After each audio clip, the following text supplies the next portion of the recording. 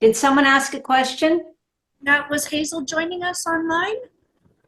Uh, Hazel, I Judge don't Hazel? see, I don't see a Hazel. Judge Hazel? Oh, Judge Hazel, yes. Yeah, I don't see her here. I've got gallery, so I can't see everybody. Hi, everybody. Hey, Michael. Hi, Michael. Hi, Hello. Michael. Hello. Hello. Is that Hazel? It's Marilyn. Oh, Marilyn. Okay. Now, who is asking about Judge Hazel? Me. Oh, you. Oh, Hello. all these different voices. Yes. So I'm going to mute everyone if the judges would just like to unmute themselves. And me.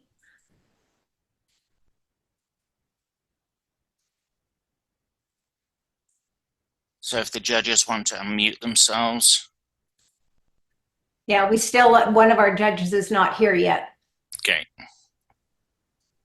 Hey, David. Good to see you. Hi, Joe. How you doing? Oh, David. Hi. I'm old, Hi. David. What's that? I'm old. Oh, we're all getting older, Joe. It's unfortunately we're getting older than we want to be. No, actually, it's fortunately. Now we're all getting older, but hopefully we're all healthy. That's the main thing. Mm-hmm. Too true. We were talking about you in the last week or so. We're coming to New Brunswick in July.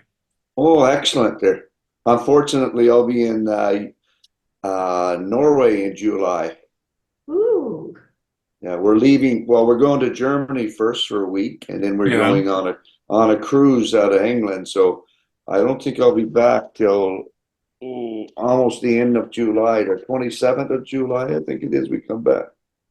Yeah, if you're still around, that'd be great, though, Joe. You sure you can't cancel your trip? I don't have a cancellation insurance yet, or I haven't bought that. Well, now we know the answer to that. It was a thought. Yeah, well, I wish I was around when you came down. That would have been nice there. Yeah, I could have showed you around to a few hot spots there. That's what we were thinking. We're coming on June the 25th. Yeah, that's when we're leaving too, I think, is somewhere around that time. Or yeah, I think that's what I don't have the schedule here, but it's around June 25th. Then we come back to July 27th or 25th or something like That's that. okay. Yeah. But if you want to know some hot spots in around St. John, you can let me know. I'll tell you where to go there. Well, we've got a bit of family there, so we're Yeah, already going to be doing some outings. yeah. There's lots of places to go there. Like Grand Manan would be my favorite. Would be the place I would tell you to go there. Yeah. That's a great place. And Sackville, the Sackville Waterflow Park, Joe, is fantastic Okay. over there. Tatmar Marsh, which is right across the highway from St. John Waterflow Park. But St. John Waterflow Park I found it's an excellent place. They got this huge marsh and they got a boardwalk going through it all. It's just a nice place to go and walk around there. That's in Summertime. Sackville? Yeah, it's right in Sackville. You can't miss it in Sackville. Okay. When you drive it, to get off the highway in Sackville, you make the first left. I think there's a set of lights there, and there's a Tim Hortons on the left. You just go straight down the hill, and it's right there. You park at the information center right there. Okay. Yeah, it's Thank you. easy to get to. And there's other places there too, of course. Out around St. John, there's the Irving Nature Park and stuff like that. It's a good place to go and walk around. Irving Nature Park. I Yeah. always see all kinds of stuff out there. Yeah, that's right in St. John there. Yeah, we've got a cabin not too far from there. I know where you are. You're not too far from Freeman Patterson, as a matter of fact. There, Just a 5-minute ferry ride. exactly. Yeah, I Yeah. know. I'd like to interject for a moment. I want to welcome Hazel. She's our third judge this evening. I see she's just joined us. Hazel, it's Diana speaking.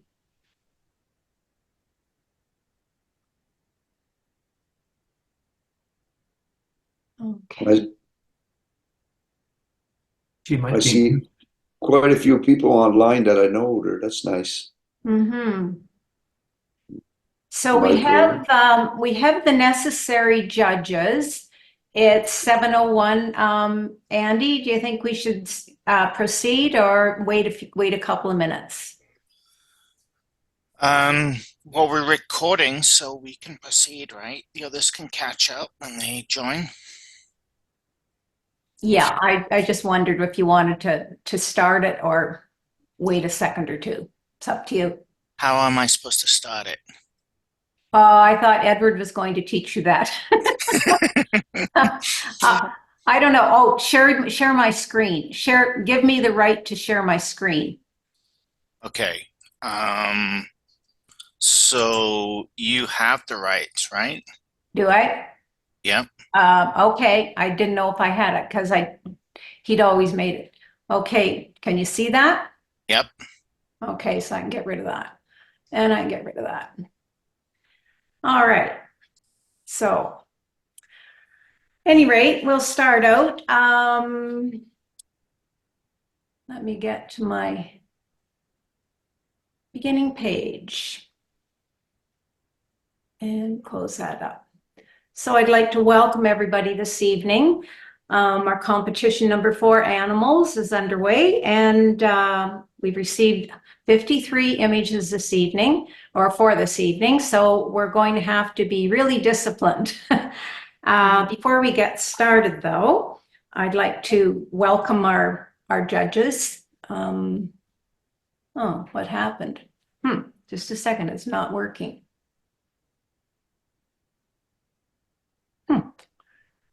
How come I can't get out of this? Okay, there we go. So Hazel, I don't know if I'm pronouncing your last name correctly, but it's Hazel Breitkreutz. And Yeah. pardon me? Hazel Breitkreutz. You did well. Okay, thank you. Hazel is an active member of the Federation of Canadian Artists, where she completed 4 years of study. Her work can frequently be seen in juried shows in the FCA, Gallery on Granville Island. Hazel teaches art composition and design for the South Surrey White Rock Art Society. Most recently, Hazel has expanded her image-making skills with the digital camera. She is a certified CAPA judge and brings her thorough knowledge of composition and her keen eye for color and design to her photographic explorations. Her art and photographs have received awards at the FCA, Federation of Canadian Artists, the Surrey Art Gallery, and in CAPA competitions. So welcome, Hazel. Thank you. Our second judge is Curtis Lund. Curtis was born and raised in Red Deer, Alberta. Does someone have their sound on? I keep hearing a sound. Could you just check and make sure you can mute yourselves, please? Thank you. Curtis has had a lifelong relationship with photography, with film, and then over the years moving into the digital era. His interest began in childhood when it was so strong that his father created a set-up, take-down temporary darkroom in his family home for him. His gear of choice initially, both in film and subsequently in digital photography, was in the Canon family of cameras, but over time he moved on to the Olympus brand, where he remains today using the OMD series cameras. In his film days, Curtis became involved in producing 2 and 3 projector audio-visual slideshows, but then translated his skill set into a digital workflow to create digital audio-visual presentations. In 1980, Curtis co-founded the Central Alberta Photographic Society, in which he is still an active member. He is also active in both the Prairie Region of Photographic Arts and the Canadian Association of Photographic Arts, where he became a judge in 2016, receiving his CAPA certification designation in 2022. Unfortunately, Curtis cannot be in attendance tonight, so I'll be providing his remarks on his behalf. Our third judge is our very own Joe Harley. Many of our members have not had an opportunity to be acquainted with Joe, a longtime member of our club who joined in its first year of existence. So that's pretty special. In that environment, he learned from the founders and was mentored by established photographers in the club. Joe then studied with Steve Simon, a senior trainer from Nikon, as well as with Bob Cook, who is the photographer owner of Branded Visuals in Bragg Creek. Leaning towards the natural world and wildlife, he especially gravitated to birds in flight. As a result, he spends hours on the shore of the Bow River, leaning to track erratic flights of gulls who are snatching insects from the air. Along with the other members, Joe trained to become a CAPA-trained judge, learning to identify what is good about a photograph as a first priority, followed by positive feedback in the form of identifying what is not up to standard and counseling the competitors on how to improve their images. So those are our 3 judges this evening. And now we'll start the actual presentation. We'll start with level 2. We had no level 1 participants this evening.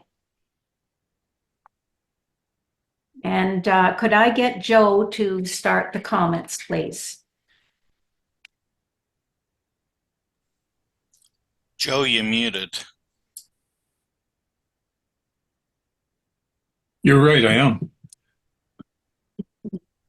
Diana, these images aren't identified. Is this 21392?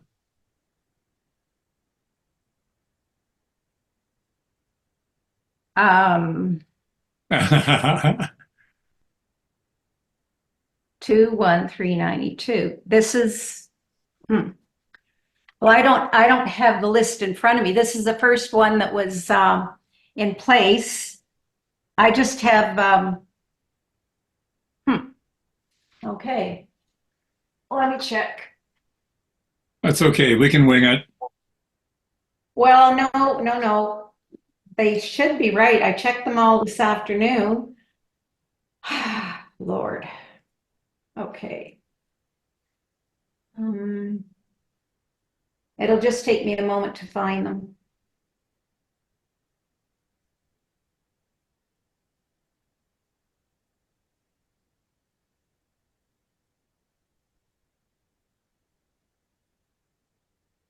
Do you not have the reordered sheet? I have my own reordered sheet, the sheet that came back to me. So Yeah. they should correlate.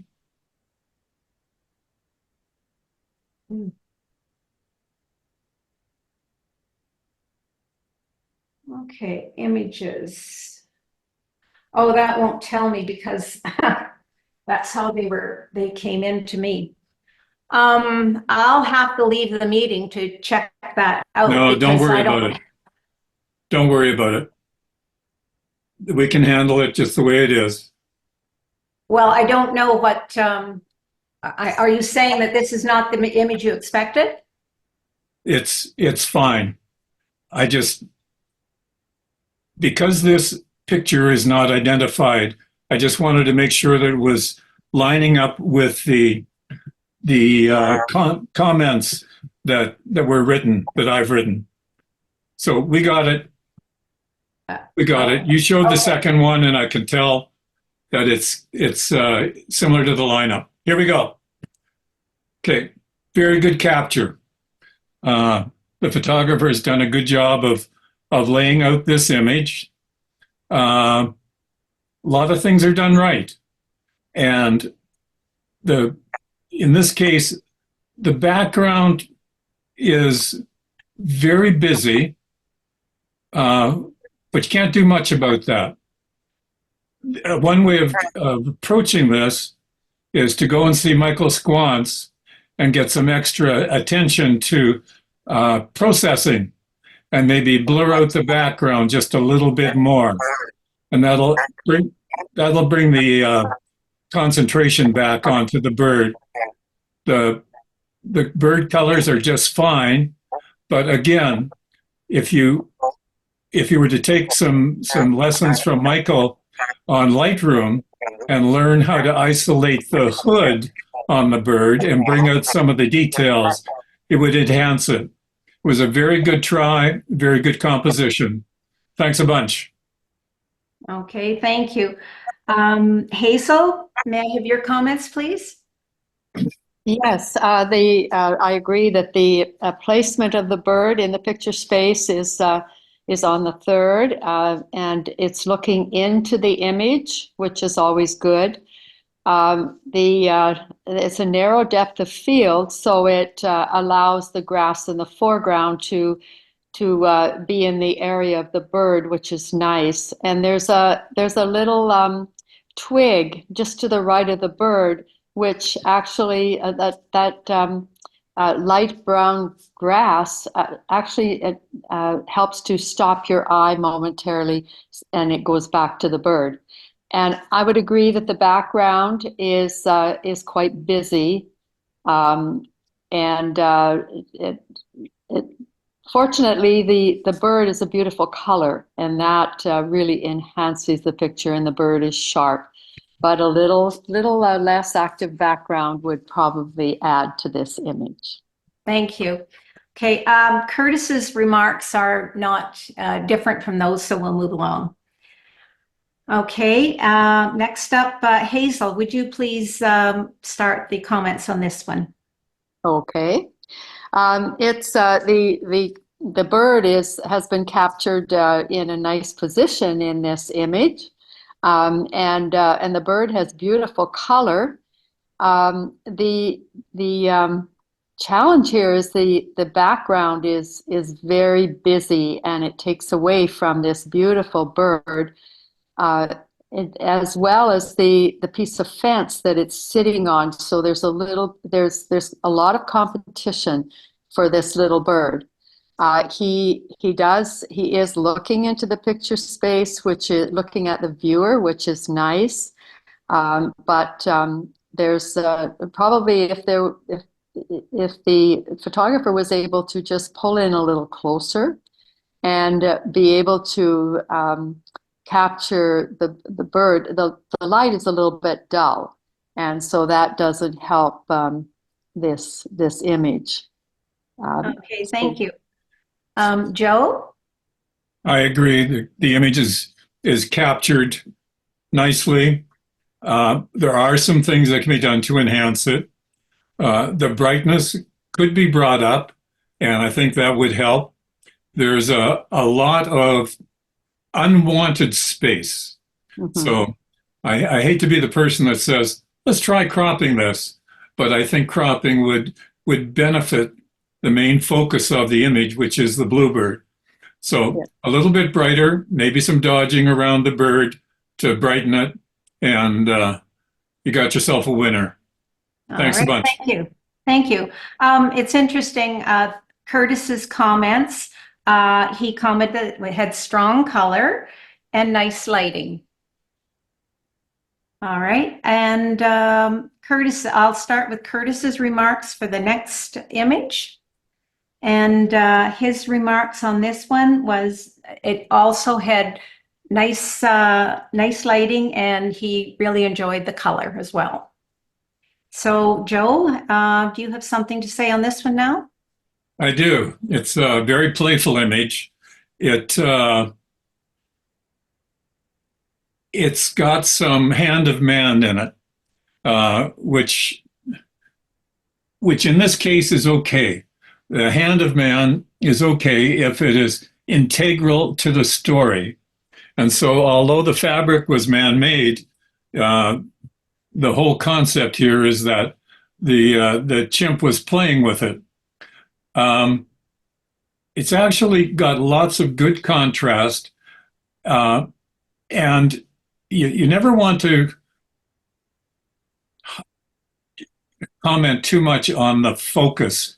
There's good focus on the eyes, but the fur on the animal could use some work.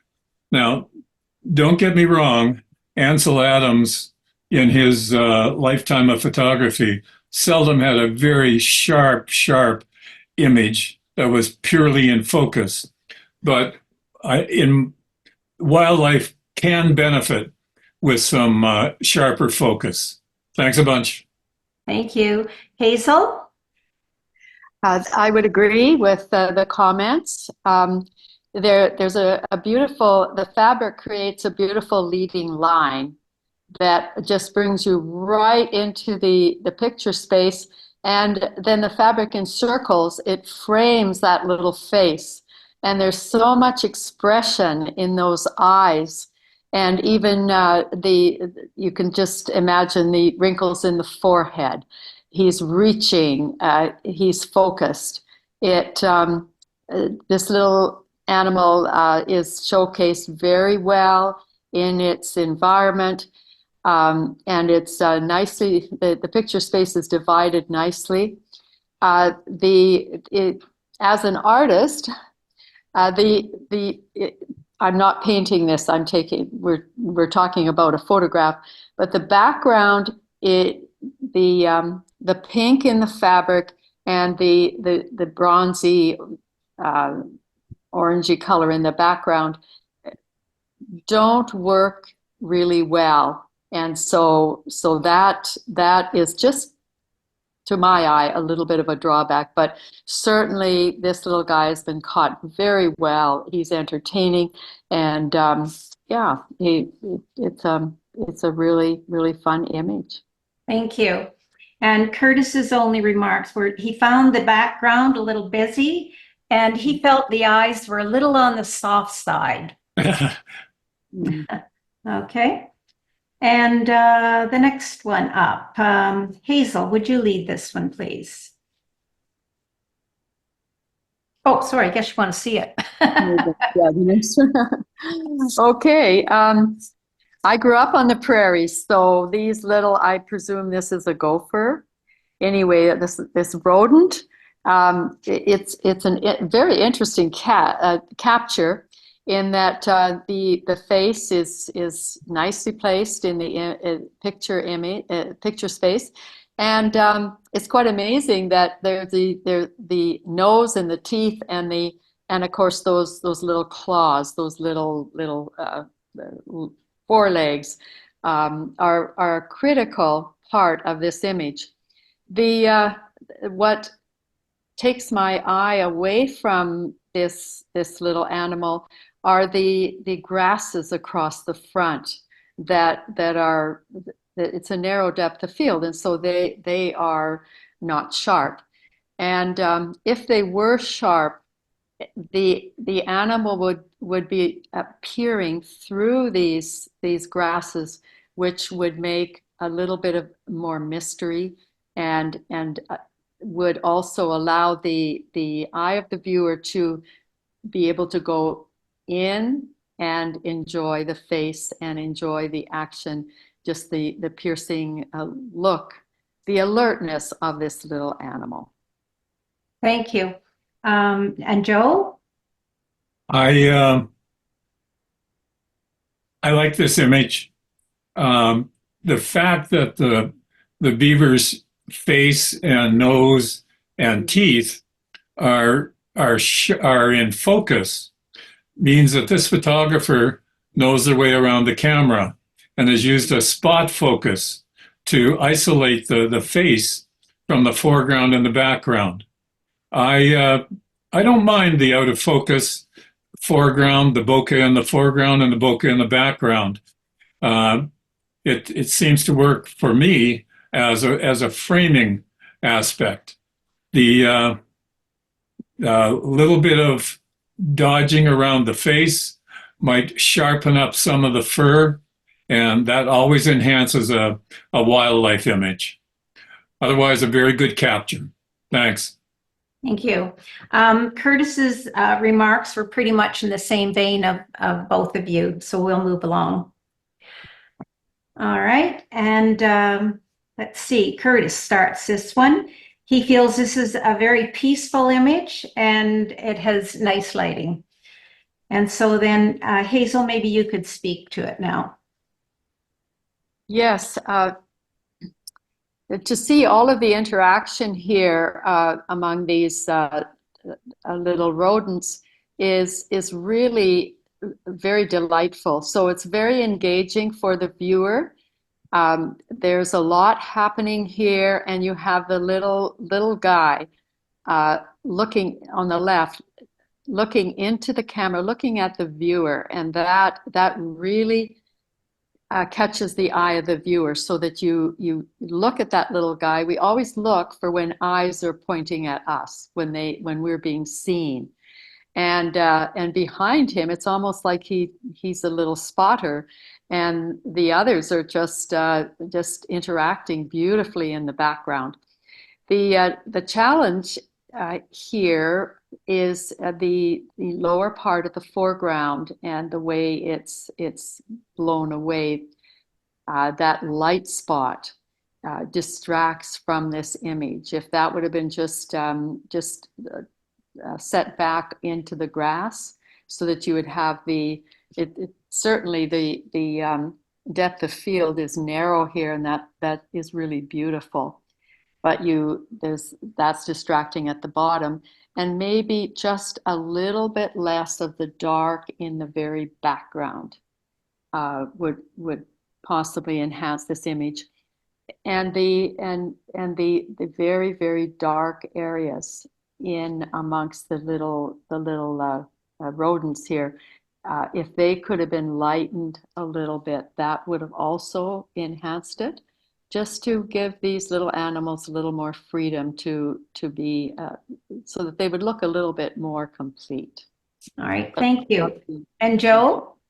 I agree with everything that you said. That's my notes exactly. It's a fun image. When it pops up on the screen, it makes you smile, and that's always an indicator for a good image. Here I go again with the cropping. I would suggest that this photographer experiment with a 16:9 crop, which would eliminate a fair amount of the area above the ground squirrels, and it would also reduce, minimize, or get rid of the blown out section in pardon me, in the foreground. A very good attempt. Keep making more pictures like that. Thanks. Thank you. Okay, we'll move along to the next one. And Curtis is going to lead this one, so that's me. He felt that this had a nice, sharp main subject, and it's a pleasing composition. So, Joe, if you're ready to speak again, maybe you could speak to this one. Yep. It's a good image, well captured. The development of the color is well done. The positioning of the lioness, pardon me, of the lioness is good. The cropping is very, very tight, and I think that it could be relaxed and make it less stressful, if that's a decent word. Just give it a bit of room around the lioness, just a more relaxed view, but well captured. Obviously, the focal point is on the lioness's face, and again, a little bit of dodging to bring out the eyes always enhances wildlife images. Thanks a bunch. All right, and Hazel? Yes, certainly the face here is on the third, which adds to the composition. But there's quite a lot here, and certainly the animal is crisp. And it's been brought right up close to us. The cropping is really, I would agree, it's quite severe. But there was maybe something around that the photographer didn't want to include. But anyway, and you can see there's kind of a pained look in this lioness, and that's kind of the way this image is resonating with me. There's a pained part of this, and probably because it's crop tight, and also it has dark shadows around it, like the one on the right of this lioness, which is really quite distracting. And there's even a pained look on that lioness's face, which really adds to this is really a bright image. And probably a different time of day would have really helped. And I know that they're not always available different times of the day, but yeah, I didn't score this really, really high. Mhm. Okay, thank you. Curtis is saying things along the same line about the composition, and found that the main subject was sharp. All right, and then we'll go on to the next one. And this is Joe starts this one.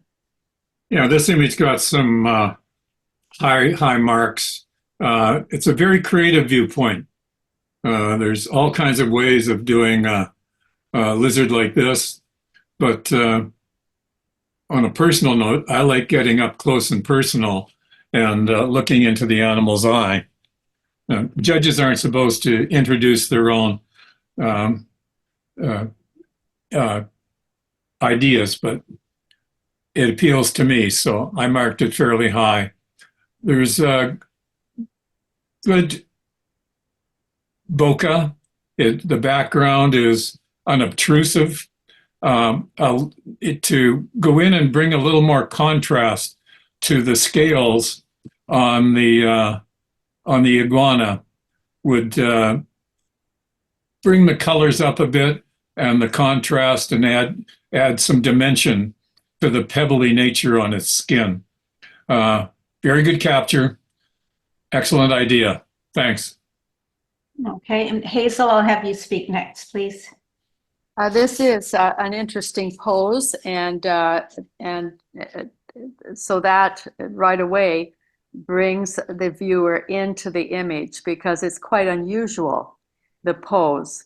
But it does showcase the head very well, and of course, so important that the eye is pointing right at the viewer. So that is a major hook here. And notice the hole where the ear is and the nose. So you have these three shapes, these three shapes that are different one from the other. And so that keeps your eye in the image space and also frames that eye that's looking into the picture. So that's a strong element. The background is distracting because it happens also to be the same color as the animal, which is probably the animal's, is it his body, whatever it is, it's the same color. And so to give the face here, this portrait, a little, just to tone it down, would actually enable the head to showcase better. The leg under the chin is a little bit blown away. It's a little bit out of focus, right by the neck, and that is distracting. To see the head by itself might have even been a stronger image, but and then that little bright spot down on the right-hand side is distracting. All right, thank you. Curtis's remarks were just well composed and sharp image. Okay, and the next one, let's see, Hazel, do you mind speaking to this? Okay, there's nice light on this this beaver, this water animal, and that he's in the, or she are in the process of eating. So they're in their habitat and doing the extra of eating within their habitat, and also looking right at the viewer. So it's a very engaging capture. the exposure has been handled very well. The what would have enhanced this image is to move so that you could eliminate the top left-hand corner.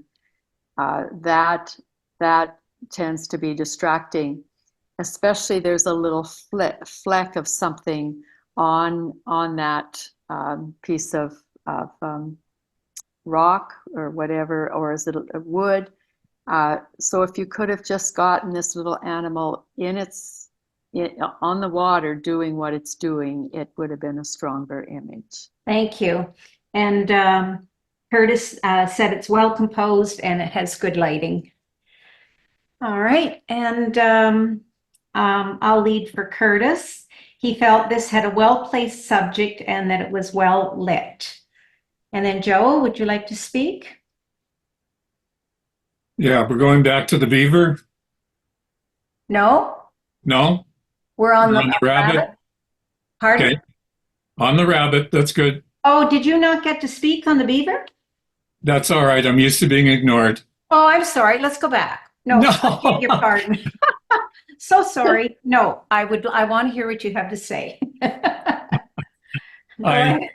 I tend to agree with what the other judges are saying as well, but I'm very fussy about detail, especially when it comes to animals' fur. The main part of the face is accurately sharp. It's very difficult to get the depth of field on an animal, especially one with wet fur. But again, a bit of training on selectivity when processing and enhancing the sharpness of the focal animal doesn't hurt one bit. This was a very good attempt, and I know I've spent far too much time doing wildlife, and I seldom have control over the time of day, and the animals don't pose very well. Thanks a bunch. Thank you. Sorry to have left you out. Didn't mean to do that. Yes, you did. Okay. All right, I've already commented for Curtis, so Joe, I'll have you speak again. Okay.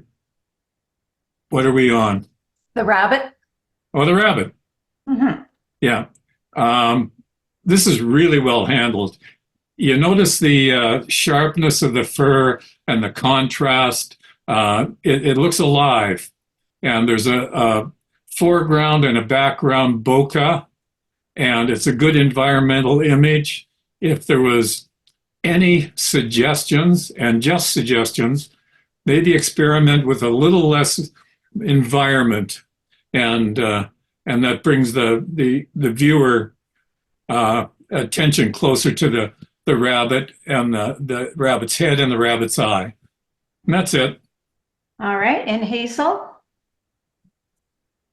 Yes, this is a beautiful capture with just enough light that the rabbit is soft, and soft in that the fur looks soft, it looks realistic, and it's really tack sharp. It's beautiful. It showcases the head very well, and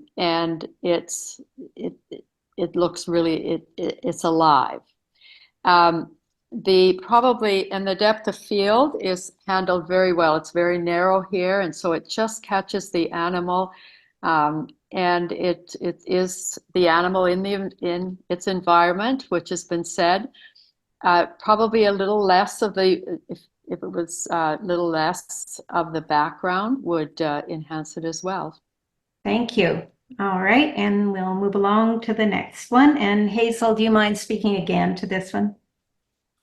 Okay, this is another narrow depth of field, and certainly the what's working really nicely here is are the green eyes and the green the grass beneath this little animal, this little cat, and certainly it looks like the photographer has captured the face. This is the focus of this image, is to be able to see the expression and just really document the face. And so it's a very narrow depth, shallow depth of field to be able to do that. And then of course, the rest has been all blurred. And probably something that would enhance this image if it would be to have pulled the animal in closer and given less of the background, so that really you would have him coming or her coming right at you, rather than, because of the back part is light, the back part of the animal here. And certainly the tail stops your eye, but it is a little bit confusing. And so a good portrait of the face, but probably, yeah. All right. nothing more about And Joe, would you speak, please? Well, this photographer knew what they wanted to achieve, and that was a very low angle. Photographer may well have been laying on the tummy to get this image, and it works. The definition in the cat's face is very nice. Now, I've had images judged in this club where the head is in focus and the rest of it turns into a blurry bokeh, and I've had them condemned for that. I don't condemn for that. It's an aspect of taking pictures, and as was already said, it might benefit from a little less viewing into the depth of the cat, and just to bring the focus back on the head, which is so important here. Now, if a little picky piece is, there's a blue artifact in the cat's whiskers, which could and probably should be addressed. My eye keeps going to that, and it it detracts a little bit, but otherwise, this is a very good image. Thanks a bunch. All right. Thank you. And Curtis said strong facial, and the background is confusing to him. And we'll just move along. And we have our first acceptance for Kate Showalter. And Joe, why don't you start this one, please? This is a good effort. It's an environmental, lot of things done well. The background is blurred out admirably, and the squirrel is sharp as sharp can be. The only thing to experiment with, different crops maybe, to remove a little bit of the environment, but it got lots of high marks to get an acceptance, and rightfully so. Okay, thank you. And Hazel? It's a good portrait of this little squirrel, and the squirrel's looking right at the viewer, which is lovely. So he's been well caught, and he's on a very, very well captured stump.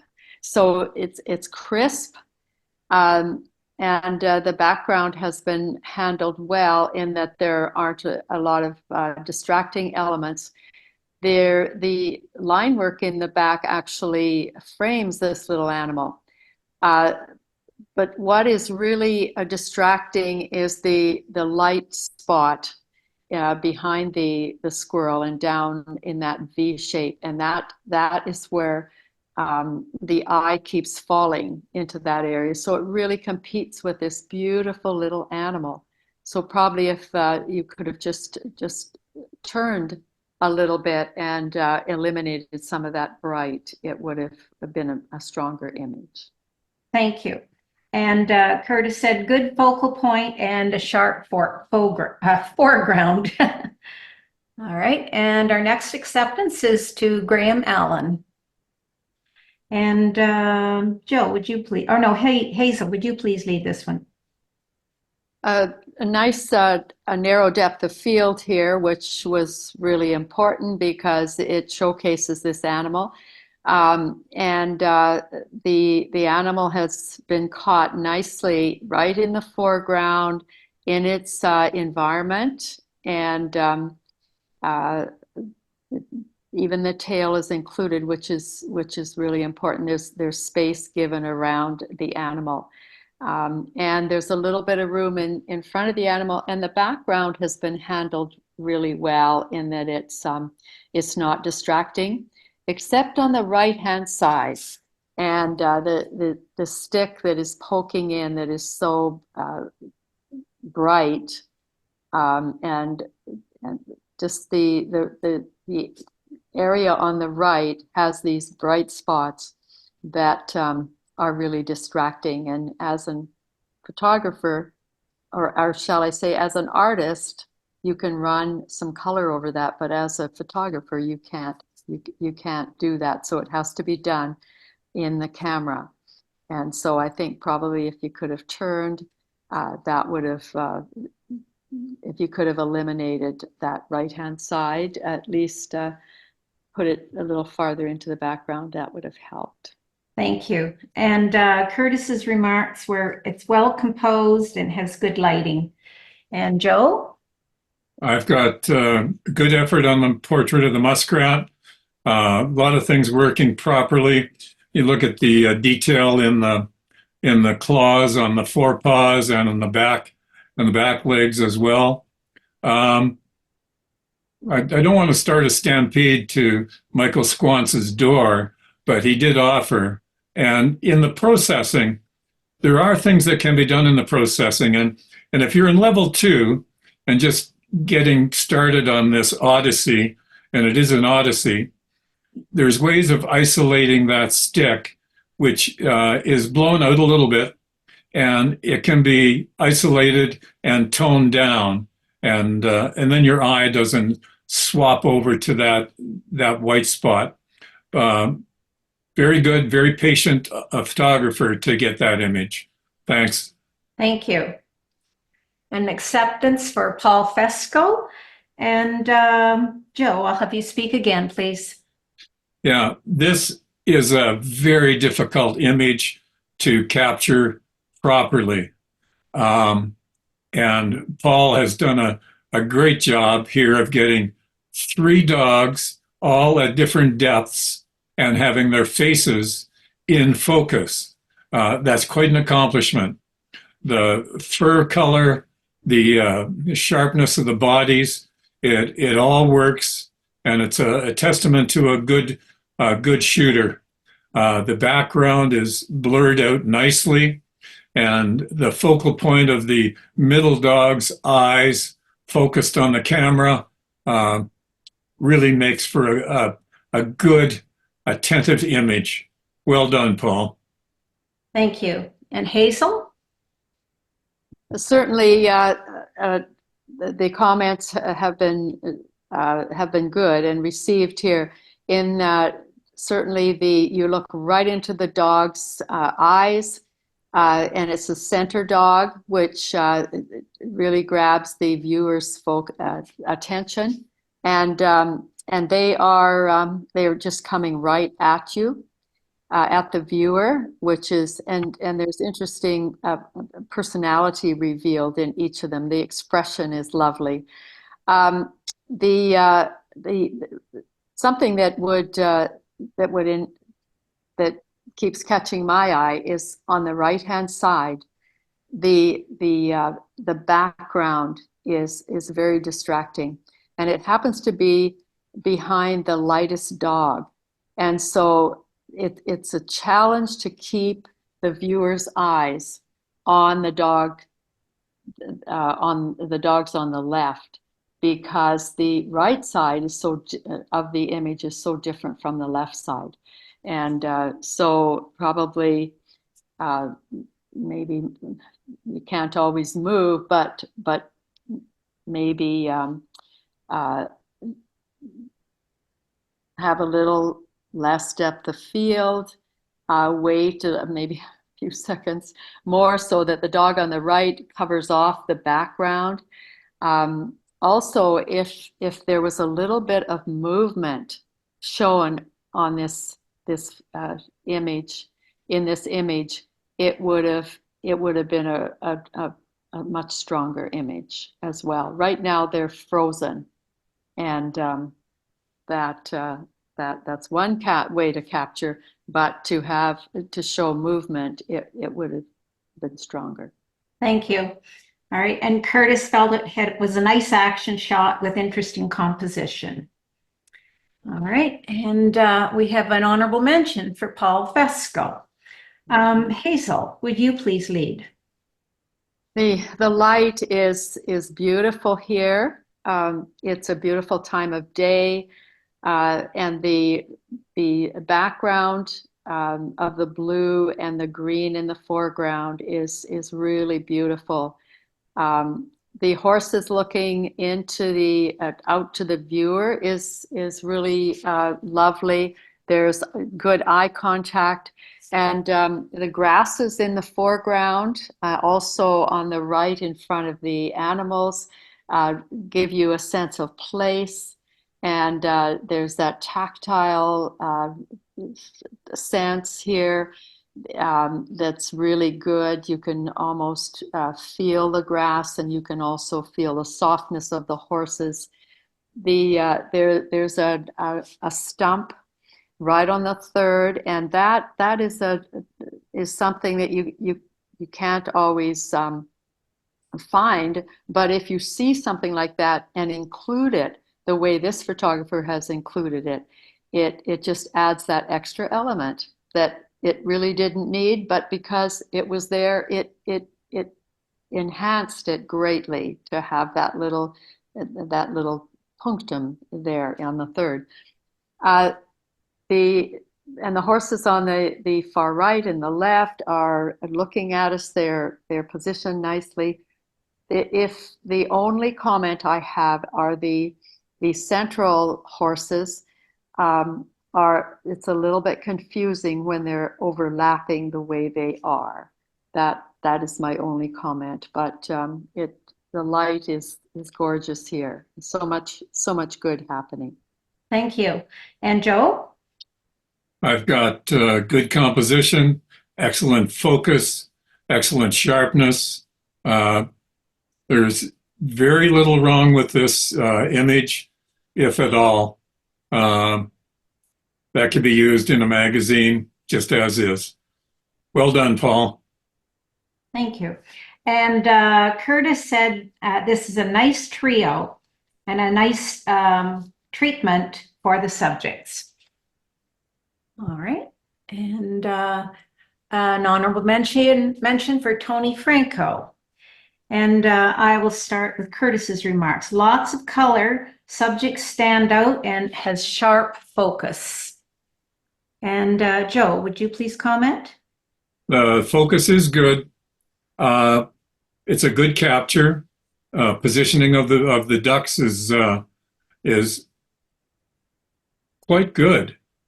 I would be tempted to work a bit on the saturation. The colors seem to be a bit oversaturated. That takes away from the fine detail. But it got good high marks, and it's a very good effort. Well done, Tony. All right. And Hazel? Yes, I agree with the comments. This is a really gorgeous image, and it's an interesting image. It's quite it's quite unusual to see it just as so well presented, as so well positioned in the picture space, and interesting, and to have the reflection. It's almost like it was a setup, and so I think it's a really a beautiful image. Probably if the saturation was a little bit stronger, a little bit deeper, it would have been even a bigger wow, but it's lovely. Thank you. And an honorable mention for Dan Elms.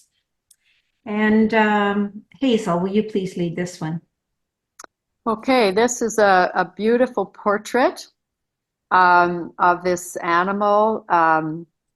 Really, really gorgeous image. And the background, that the background isn't really dark, is lovely. It shows just enough nuance of color in the background that it showcases this animal very well.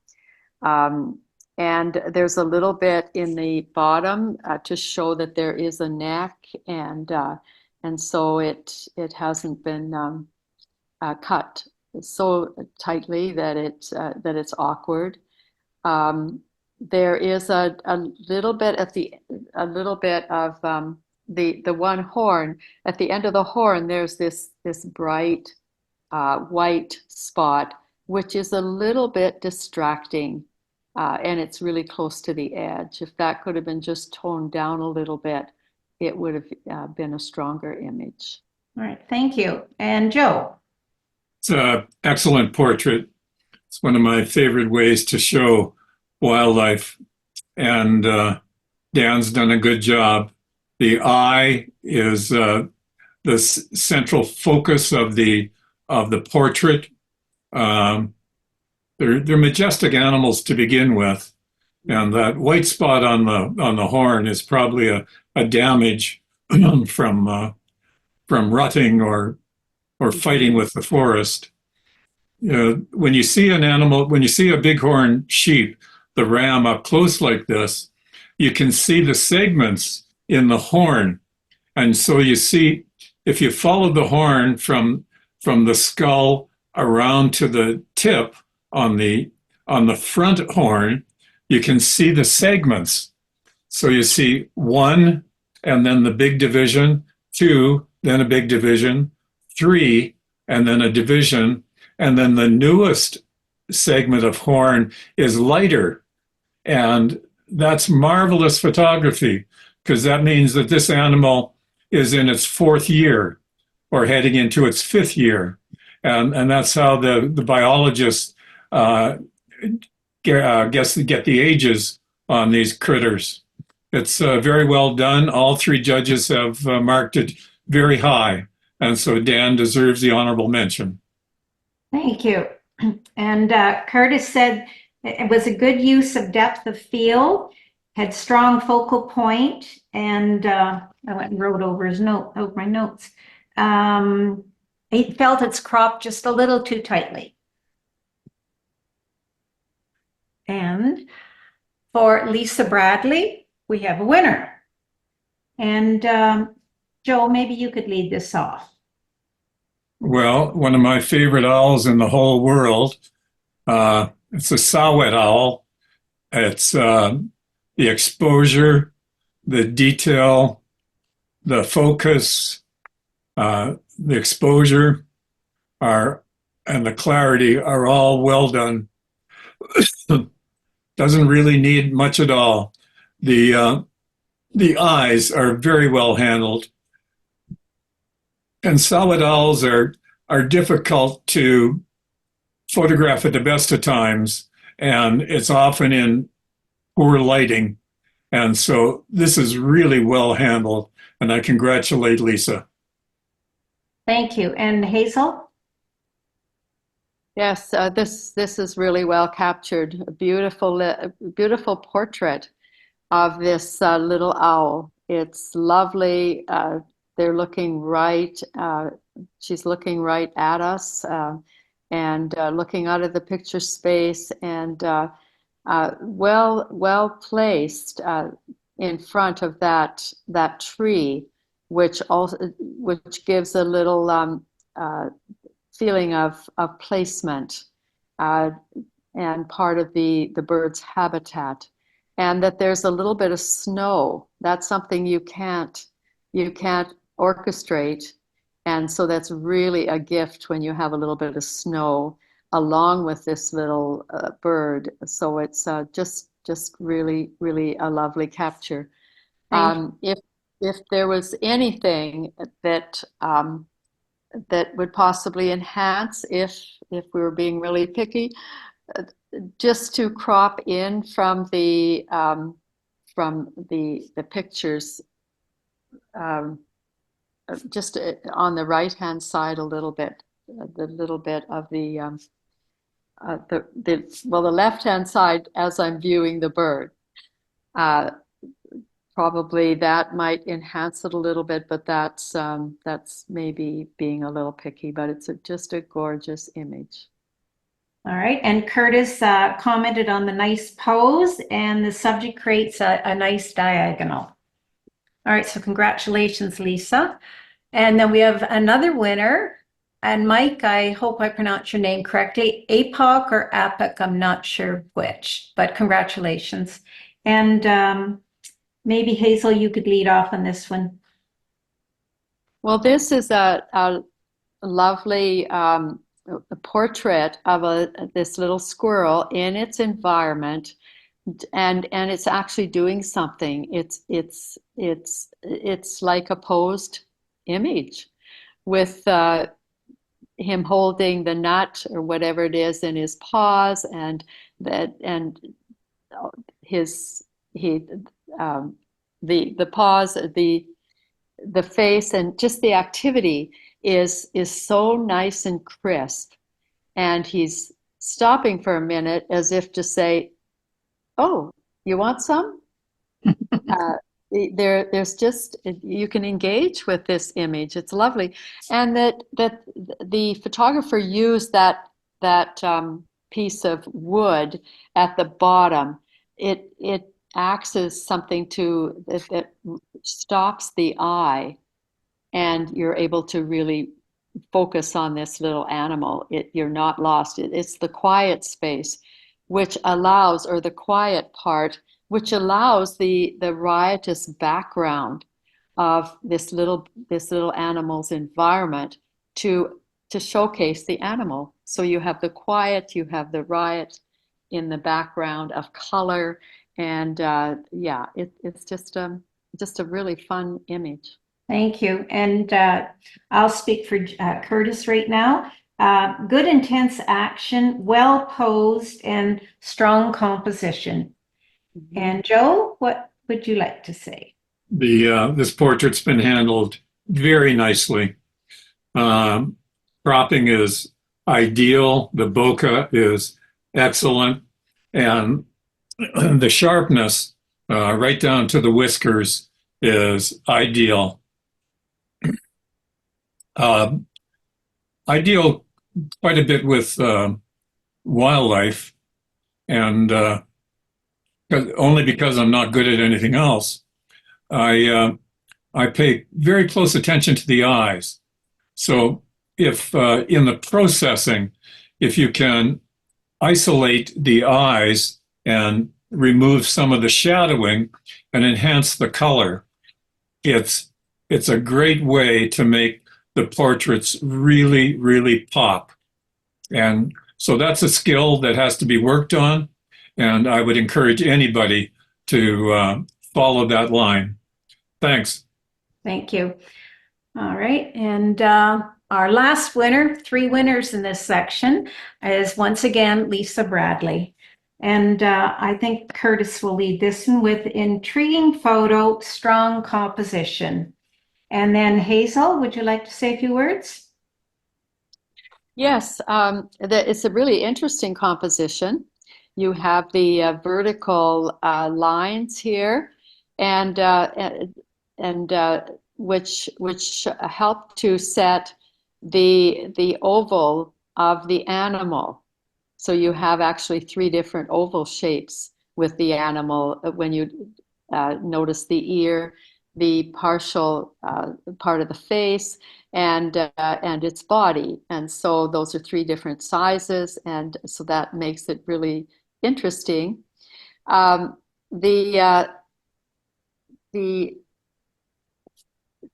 have just part of the face showing is adds mystery, especially because our eye catches the eye of the animal, and so you have some interaction there.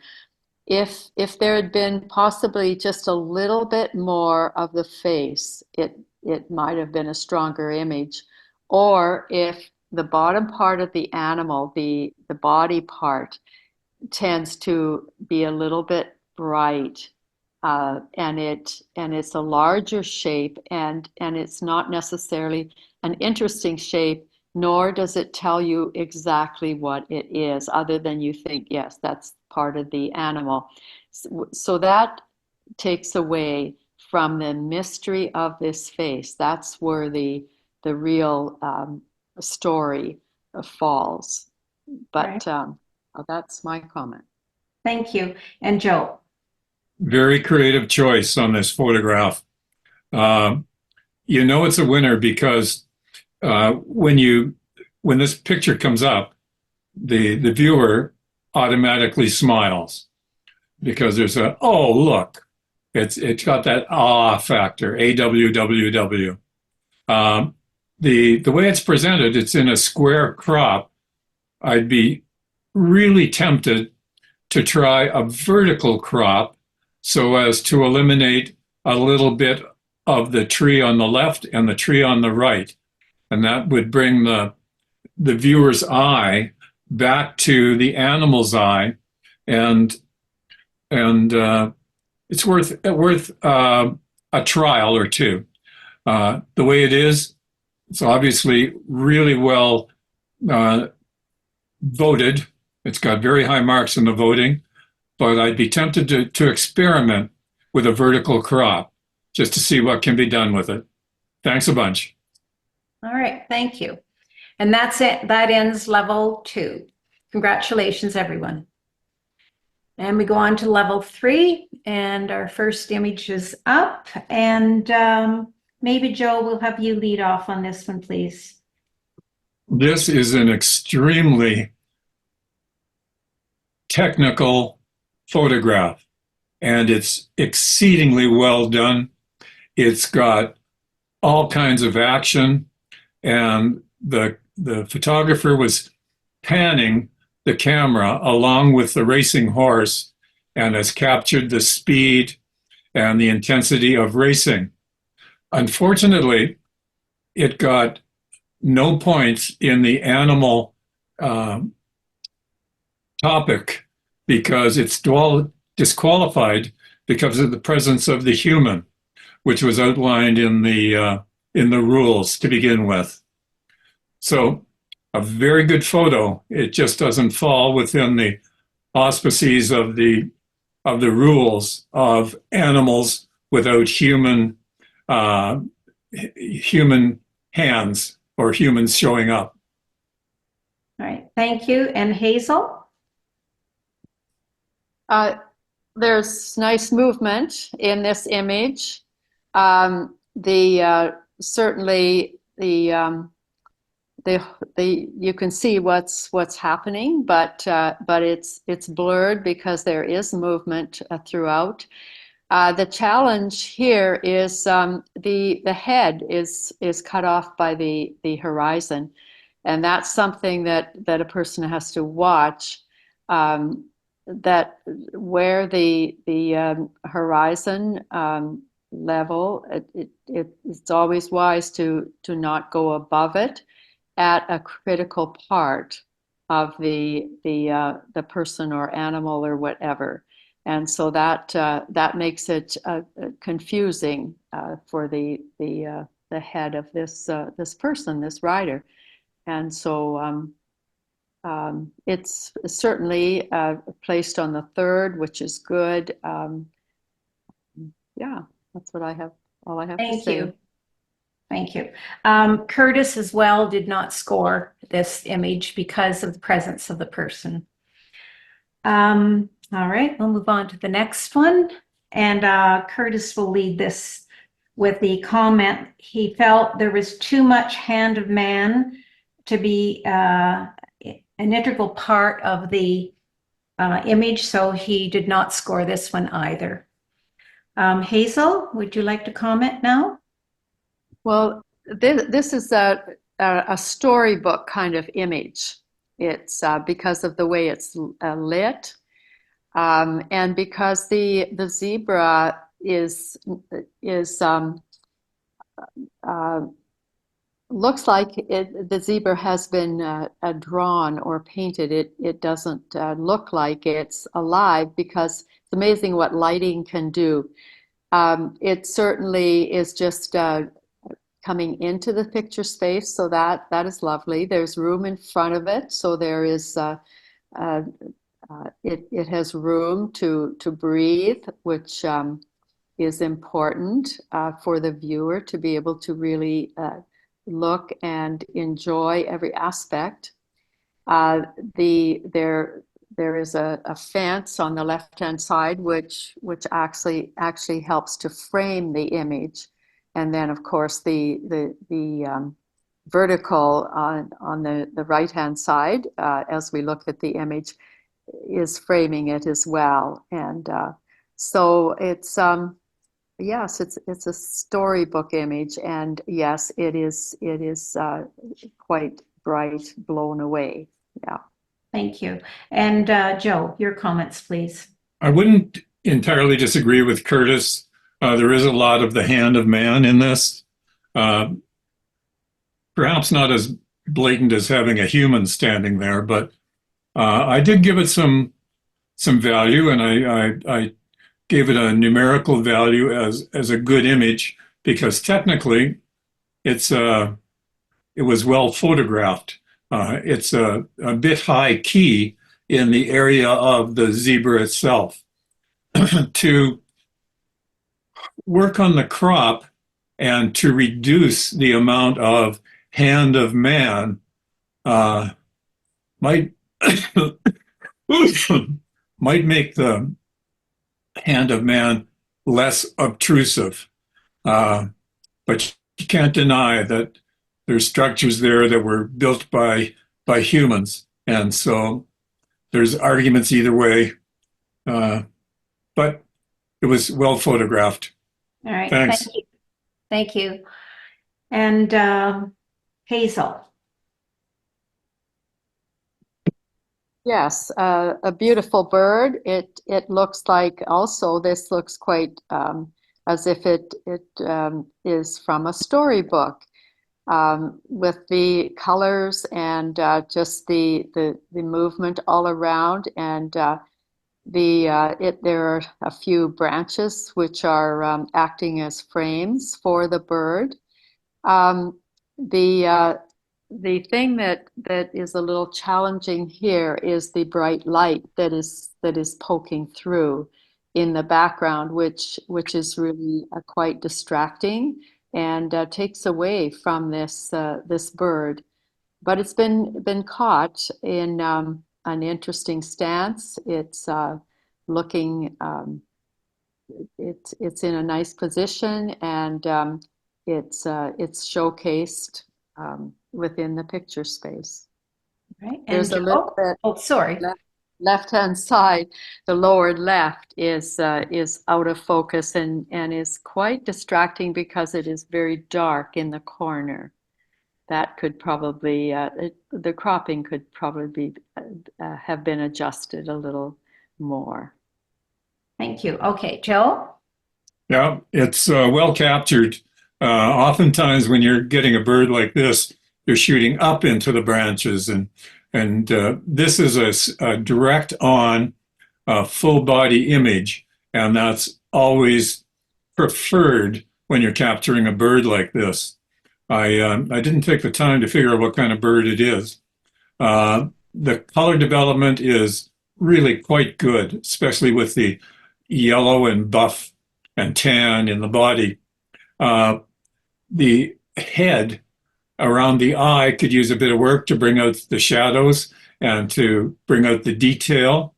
A temptation would be to experiment with cropping, especially to remove some of the image from the right side, as much as a quarter of the image.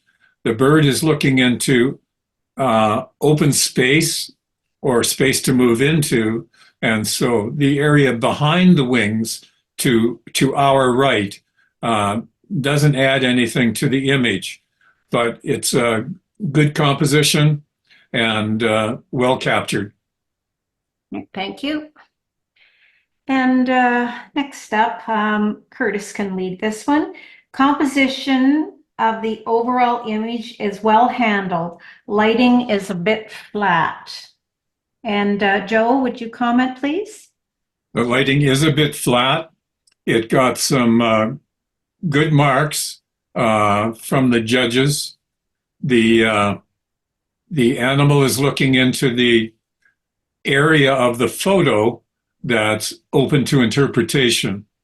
When you're photographing a lion, especially during midday, there's no shadows, and you can't see much in the way of shadows here. It's probably an overhead light.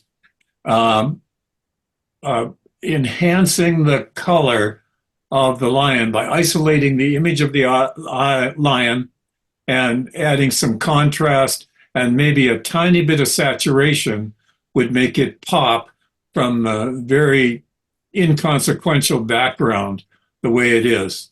And again, and please don't get tired of me saying this, working on the eyes only enhances the visual on an animal's portrait. Thanks a bunch. Right. And Hazel. A nice expression on the face of this lion. And it's really the striking part of this photograph is the face. The body and the positioning of the animal is very awkward.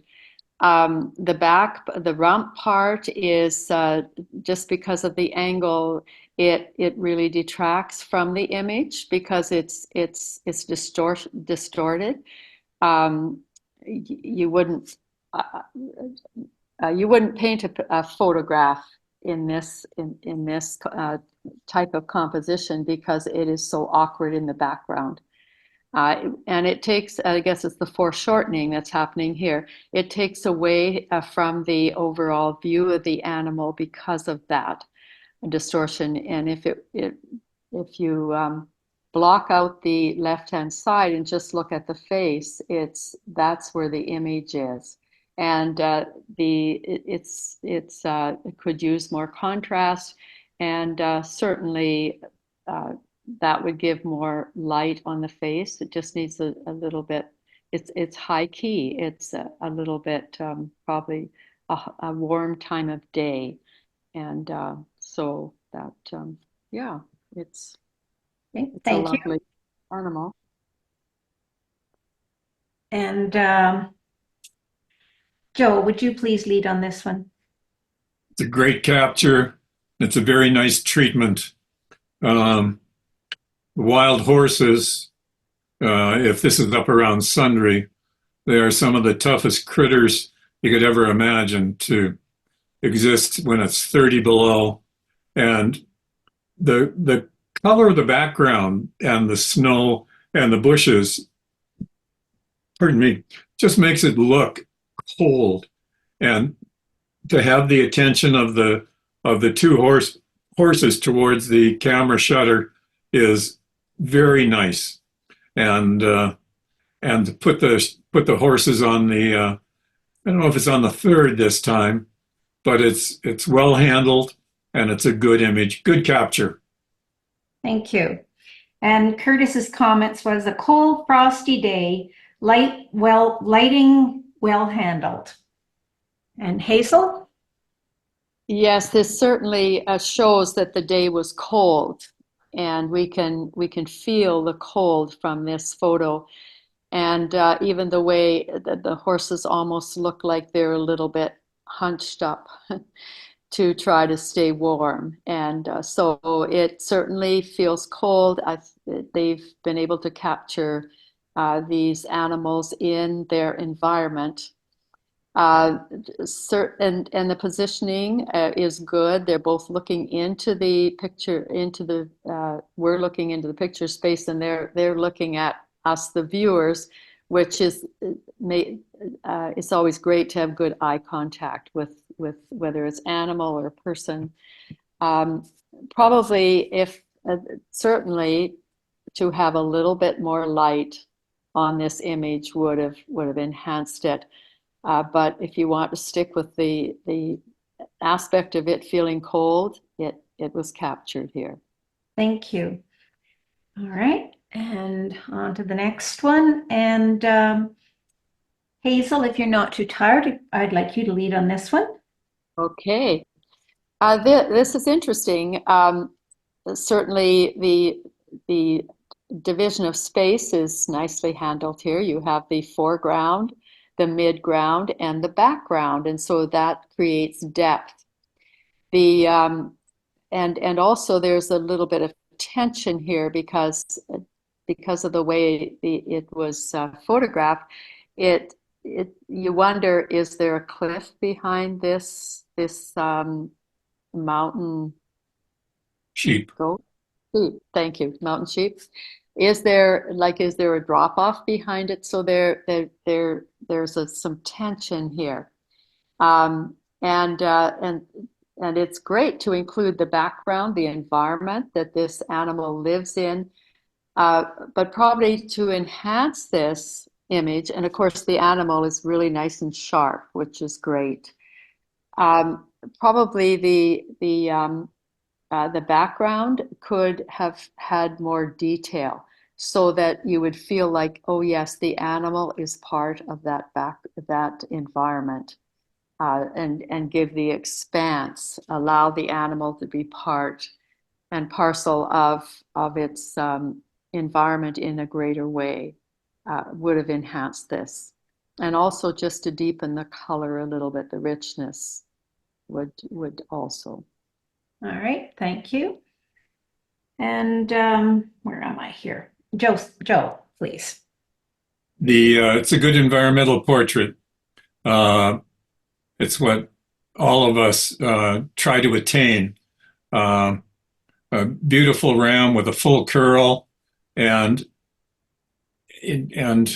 I don't mind the background being soft like that. It kind of adds to the distance that it is from the animal itself.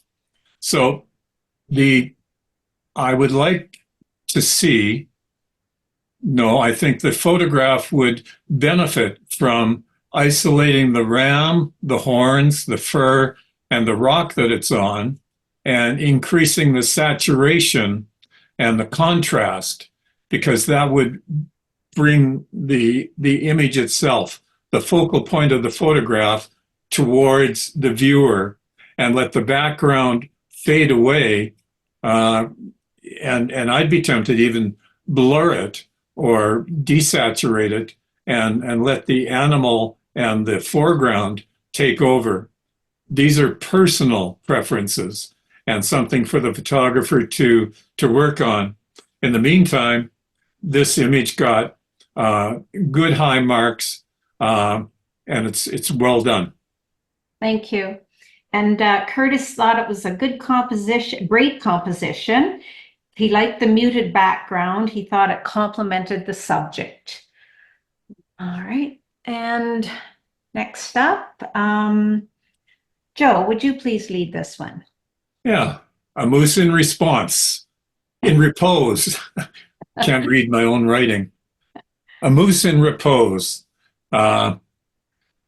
Excellent sense of mood, very tranquil. Perhaps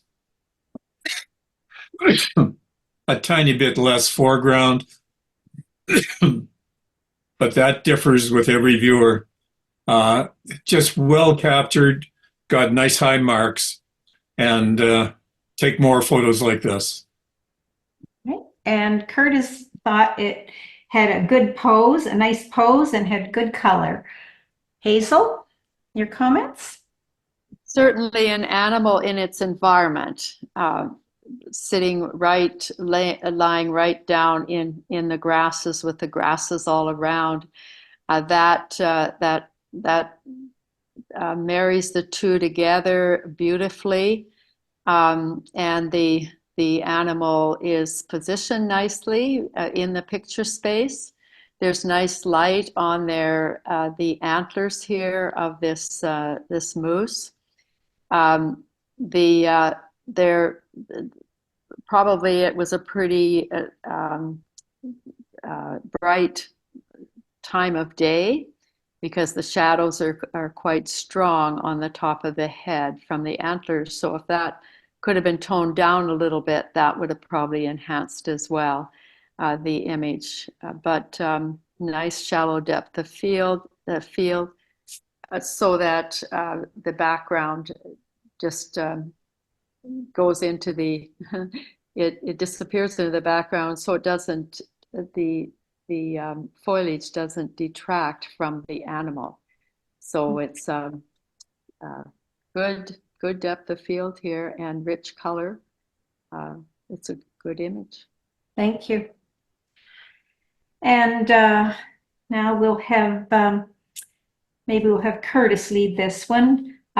This is an extremely sharp image, over sharpened essentially, well exposed and a bit oversaturated. And Joe, would you comment, please?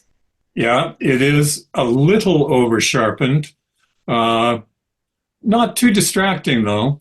When you sharpen that much, it gives it some artifacts and it gives it some artificiality.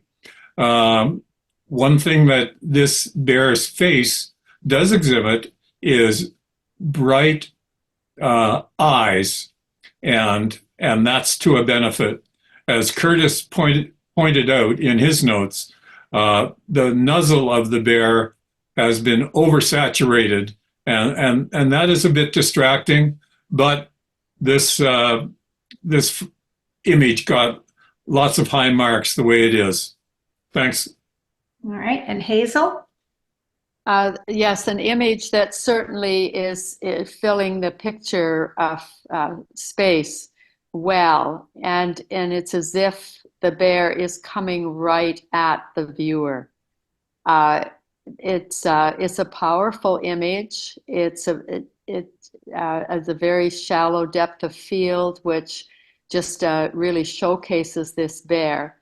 There's enough room on the left-hand side to give a little bit of breathing space, and because the front paw is cut where it is, it gives a sense as if the bear was just coming right out of the image at the viewer. So it's a powerful image.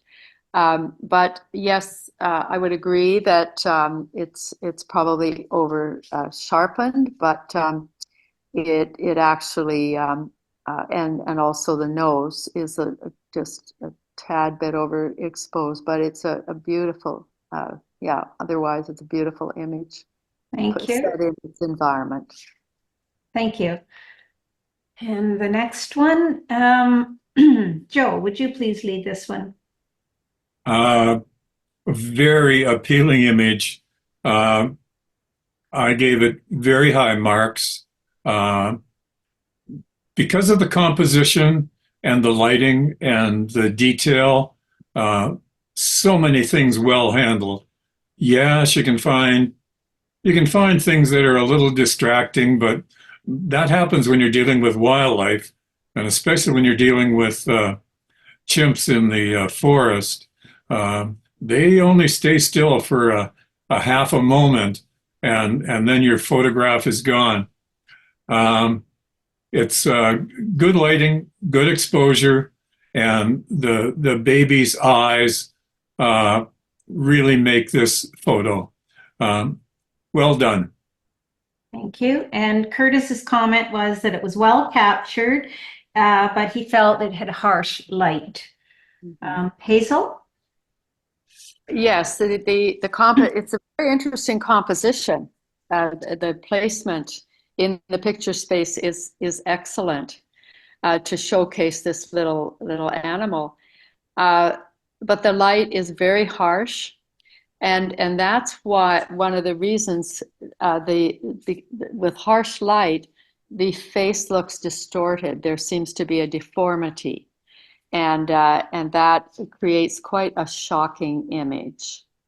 And the light is hitting on just because it's sharp lighting, it's hitting on just a portion of this this monkey, and it highlights areas that cause distortion, and so it's quite a disturbing image, yeah, the way it's been shot.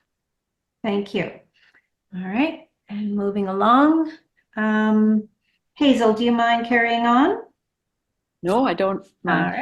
right. This is a perky little fellow, and of course, the sharpness in the eyes is what really draws you in, and it is able to keep your focus. Probably if the whole animal would have been sharp, it would have been a stronger image. It falls away a little bit in the neck area, but it's a nice clean background, and so it's more like a portrait. And so that and it's a happy photograph. But if you want to, so it's a fun photograph more than a portrait of the animal. Thank you. And Joe? Yeah, it's excellent. It's just excellent. The very serene, staring off into the distance. The face is sharp. The eyes are sharp. Again, if you're not shooting in RAW, this is a good place to shoot RAW, because there's so much detail in the eyes that can be brought out during the processing. The lighting of the day, the movement of the animal's head, things like that, all make it very, very difficult to get the perfect exposure on the eyes. But in this case, the eyes are really well done. It's got the spotlights in the middle of and on both eyes, and that's really a strong part of getting the portrait. Very well done. Thank you. And Curtis said it had good exposure and nice contrast. And we have an acceptance for Della Ho. And maybe Joe, you could lead on this one. I don't mind leading on that at all. Well done, Della. I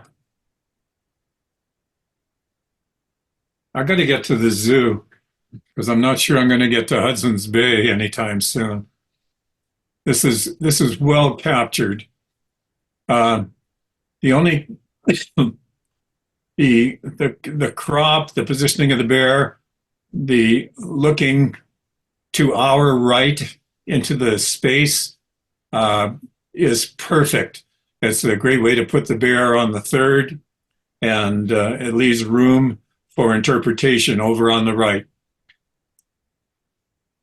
If anything, perhaps a bit of attention to the the overexposed parts, and to dial those back a little bit, and some of the fur details would come through, because I'm sure the detail is there and would benefit from that. Well done, Della. Okay, thank you. And Hazel?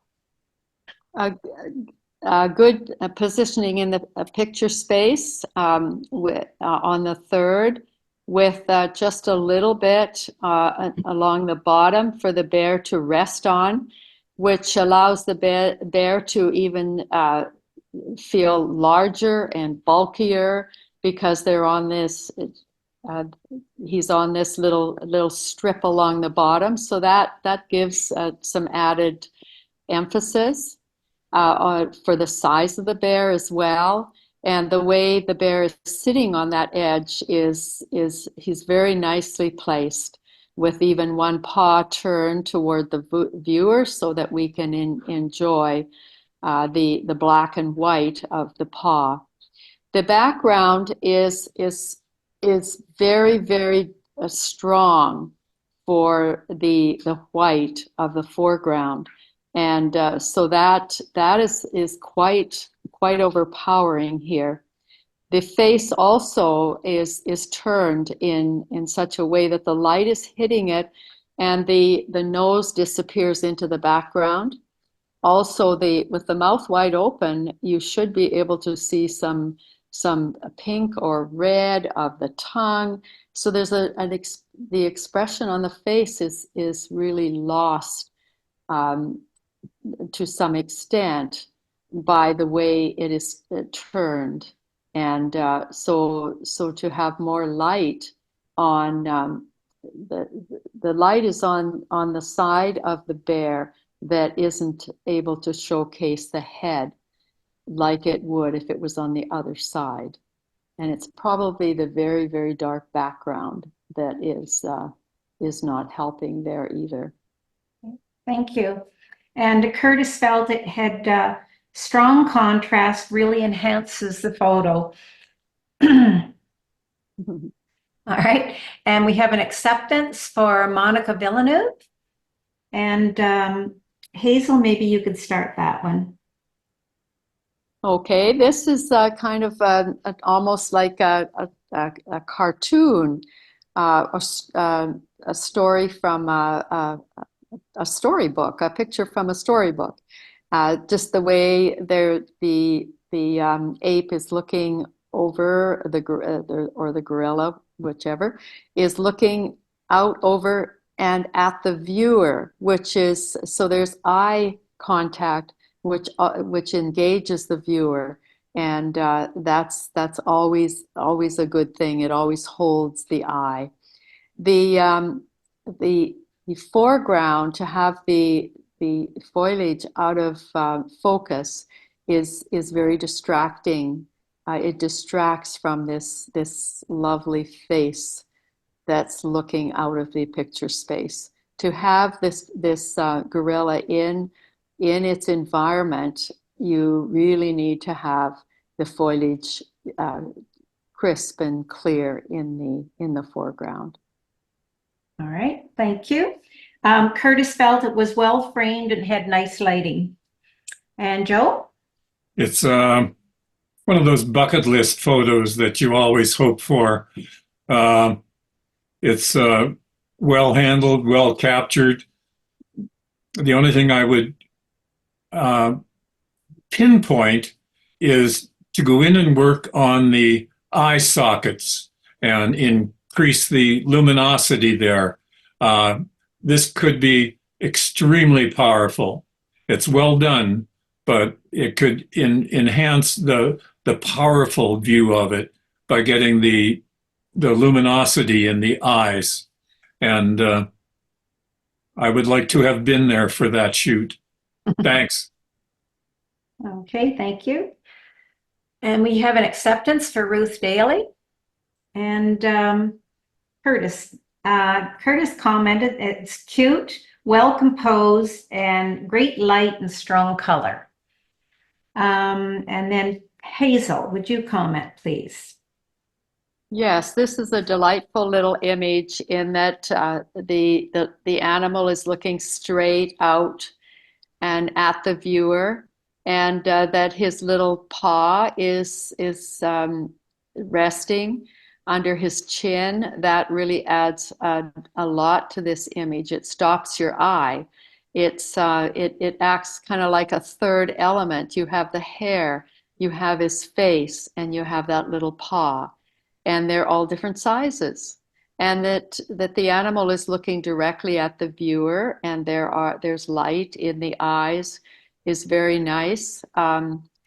Also, the animal looks smooth, and the formation all around it, the rock formation, or is it wood, is rugged. And so that's a really nice contrast. Also, the coloring, just various shades of brown enhance this image as well. Probably the foreground, if there's any comment that of improvement, the triangle in the bottom right could probably be toned down just a bit. It's a little bright, which takes away from this lovely little face peeking out. All right, and Joe? Good shot, Ruth. It's a good capture, and it can be tweaked, no question. Porcupines are hard to get an image of the face. Usually they're hiding their face and looking away from the photographer. This is quite brilliant. Yeah, there's a few bright spots, a few hot spots, but it was marked high, and that's why the that's why the acceptance. Thank you. All right. Let's see now. And we have an acceptance for David Miller. And Joe, would you lead this, please? Sure. Very playful portrait. This portrait has the awe factor. Awe. Is that ever cute?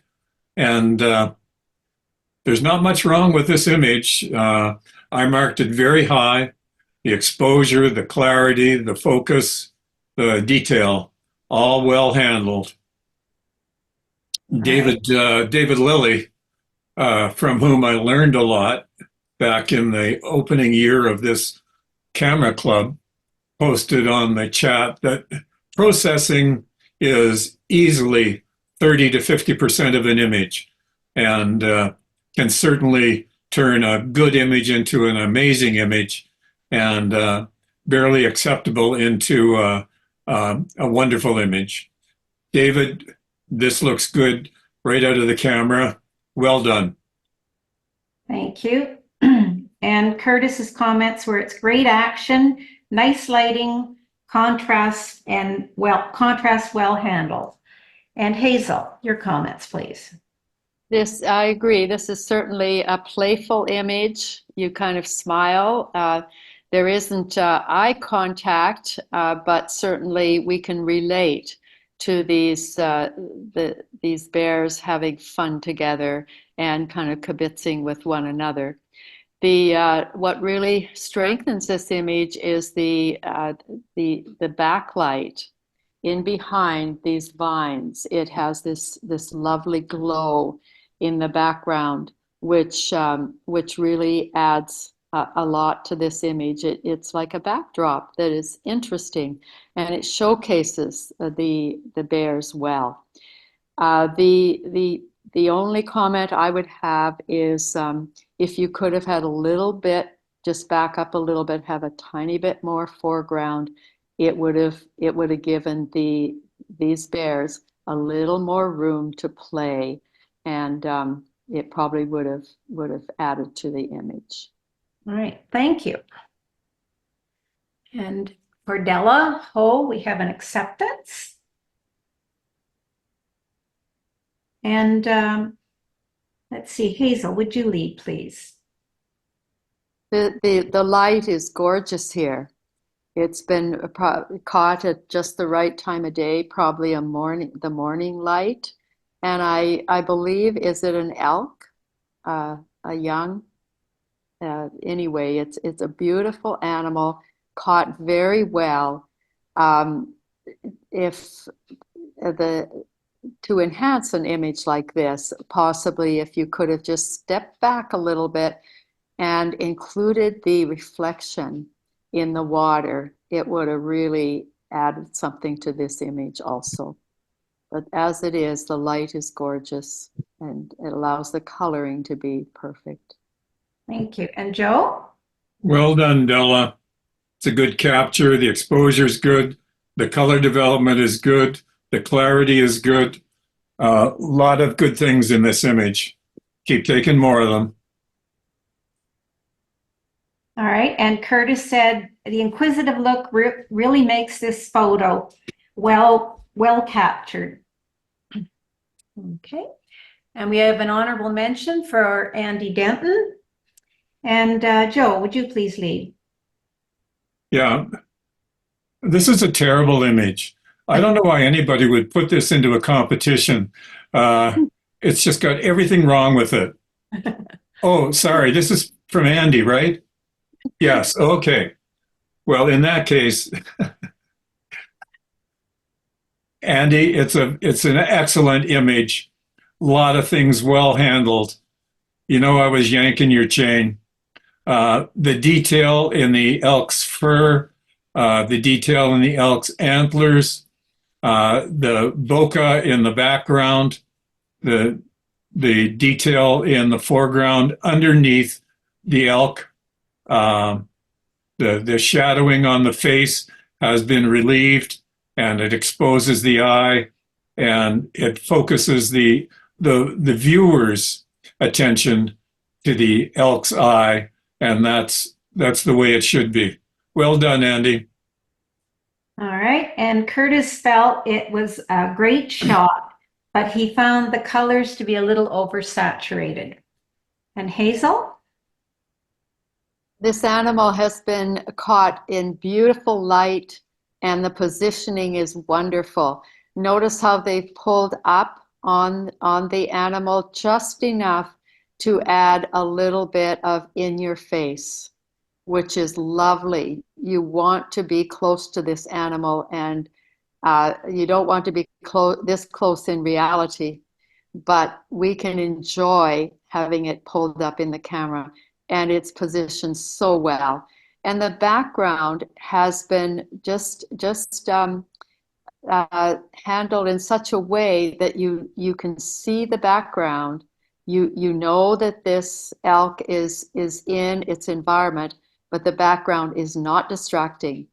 The set of horns is incredible, and notice there are no trees in the background that are interrupting that span, that beautiful span of horns. The light,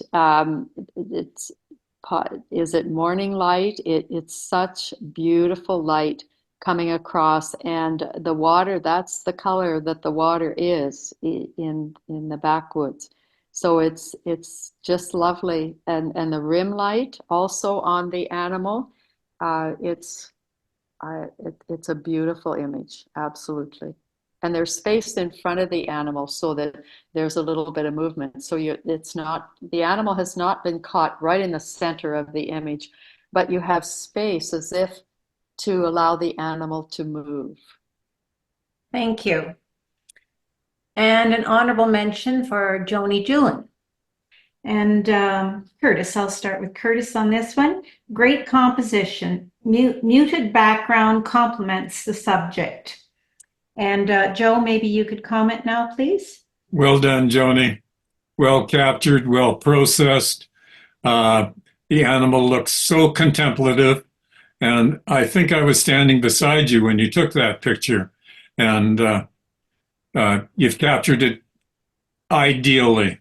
And the honorable mention means you got very high marks right across the board. Well done. And Hazel. A beautiful capture, right, coming as the animal comes into the picture space, and there's enough of the animal revealed or into the picture space for us to be able to complete the animal so that there's no distortion. It hasn't been cut at a place that is awkward. And so it's more than a portrait.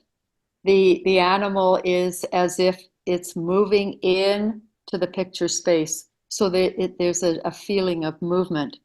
The grasses in front of the animal help to stop the viewer's eye.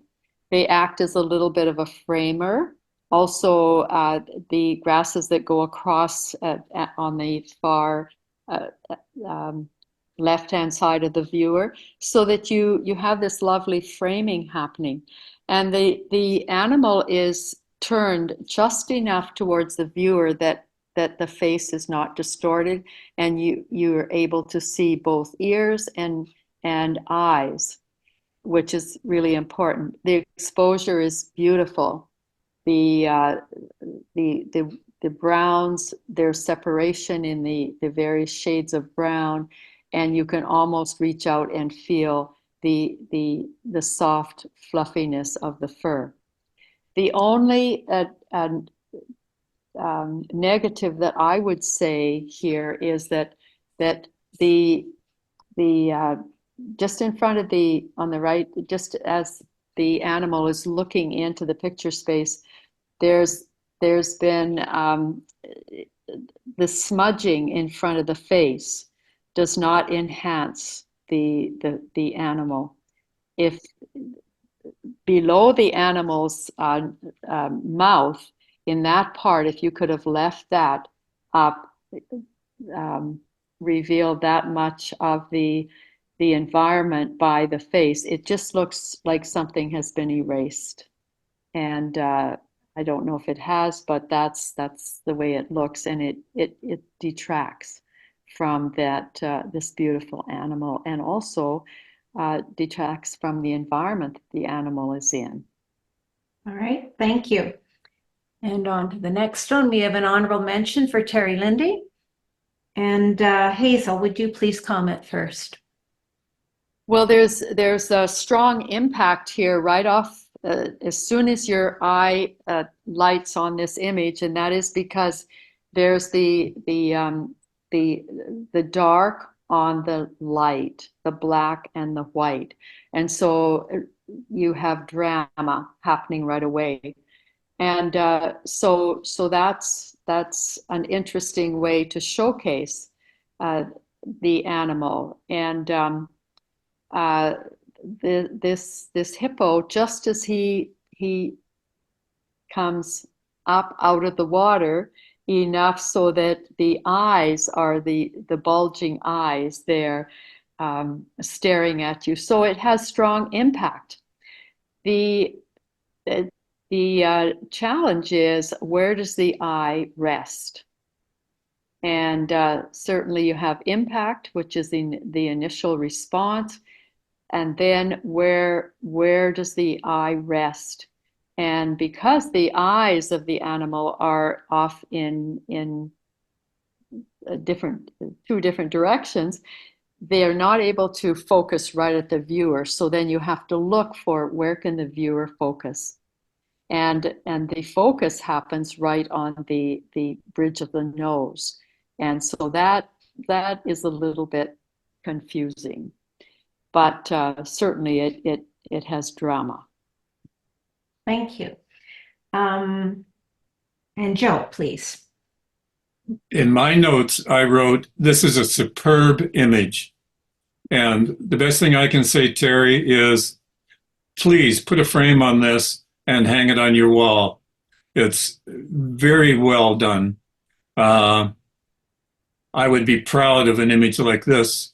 And the detail in the skin, in the flesh, in the eyes, it's very entrancing. Well done. Please keep it up. All right. And Curtis said, this is minimalist photography at its finest. Contrast is very well handled. And Joe Horler receives an honorable mention. And Joe, maybe you could lead this one, please. Oh, this is a terrible image. Joe, this is the other Joe H in the club. Joe, what an excellent image. Everything about it is good. The fact that there's three animals, you got a winner right there. The whites in the fur, the color of the fur, all very handled during the process, well handled during the processing. I congratulate you on this, and it deserves the honorable mention. All right. And Curtis said the contrast is well handled, and it is a very pleasing composition. And Hazel? This is amazing composition and amazing capture. There are so many aspects to this image that are working. And right off the bat, the hard boulders in the back contrast so amazingly with the soft of the fur in the foreground. The composition, the placement of the animals is really, really just bang on. You have the mama, the papa, and the baby, the large, the medium, and the small. And so that gives variety, it gives interest. and they're positioned so beautifully. The mama and the baby, or the adult and the baby, are connected slightly, which shows connection. And then there's a little bit of separation with the animal on the left, which and that animal is alert and watching. So there's interaction with the animals, but there is that alert, observing, watching for whatever, something that probably predators, or is it the photographer? It's amazing, and the composition here is so beautifully. The picture space is divided so well, with just enough of the water that you have context, and then the strip that the animals are perched on and they're eating. It looks like gold with a little bit of red, the animal that they're eating. And so you have the yellow and the purple, which are the contrasting colors on the color wheel. If you want to make something really pop, you put contrasting colors. So these animals are on a bedrock of contrasting colors, which give them the showcasing aspect of this image. So they're just, and the animals are soft. And the exposure is just perfect. Wonderful image. Thank you. And the winner is David Miller. And Hazel, would you please lead this one? Oh, everything about this image is just delightful. The action that's happening is not only we see that they're playing with one another, but there's an oblique line from the left, the viewer's left, right up. The oblique goes right across this image. And that shows action, even apart from the action that we're seeing in the face and the body of these creatures. And the exposure is handled so well. The color is rich. And notice the left-hand side, the viewer's left, there's as if there's a V shape of white going in towards the animals, almost like an arrow. And that adds to the movement there is in this image. Just enough of the background so that you have the environment that these animals are kibitzing in. And you also, the animals represent the darkest dark and the lightest light. Plus there's color added. And just the positioning, everything about this image is show worthy. Wonderful. Thank you. And Joe? A very deserving win, David. It's one thing to capture action like that. It's another thing to capture action like that and have the exposure so good, the focus so good, the clarity so good, and the action is so obvious.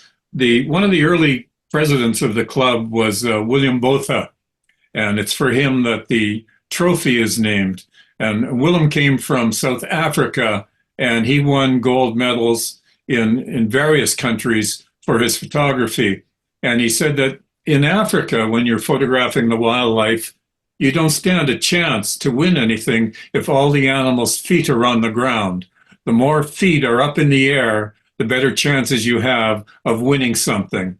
And David, you've pulled that off. I congratulate you.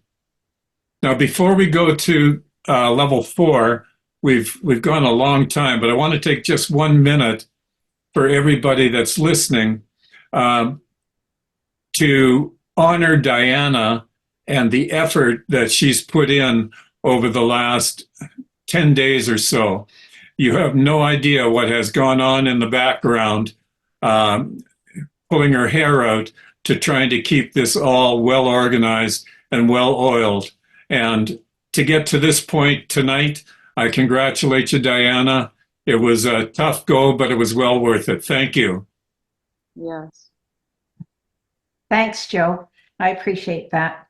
I'm just going to quickly say that Curtis thought this was a beautiful, great action shot with good composition. But thank you, Joe. I appreciate that. And we will move on to level 4 now. And Joe, why don't you lead on that one? All I said about this was that it was a unique capture, and there's quite a few things done right, but it doesn't focus the intensity of the viewer the way it possibly could if we were closer to the pelicans. But it's a good capture, period. All right. And Curtis felt it was a pleasing composition and had nice lighting. Hazel? Yes, the lighting is handled well here. The water has a nice color. The birds are in a row, which is interesting, and sometimes a row can be boring. But one of the birds is turned a little bit, so that gives a little bit more interest to the image. The challenge here is that the trees on the left-hand side are really competing with the birds, and so that detracts from these pelicans. All right. Thank you. And Curtis, did I mention his? Yes, I did. Okay. And we'll go on to the next one. And Hazel, maybe you could lead this. Okay, there's an interesting movement here into the picture space, and certainly the leaves on this tree have been captured well. It has kind of a painterly quality to it. The bird is placed nicely in the picture space. It also is framed well by the branches around it, which are creating this interesting shape, and thus it showcases the bird.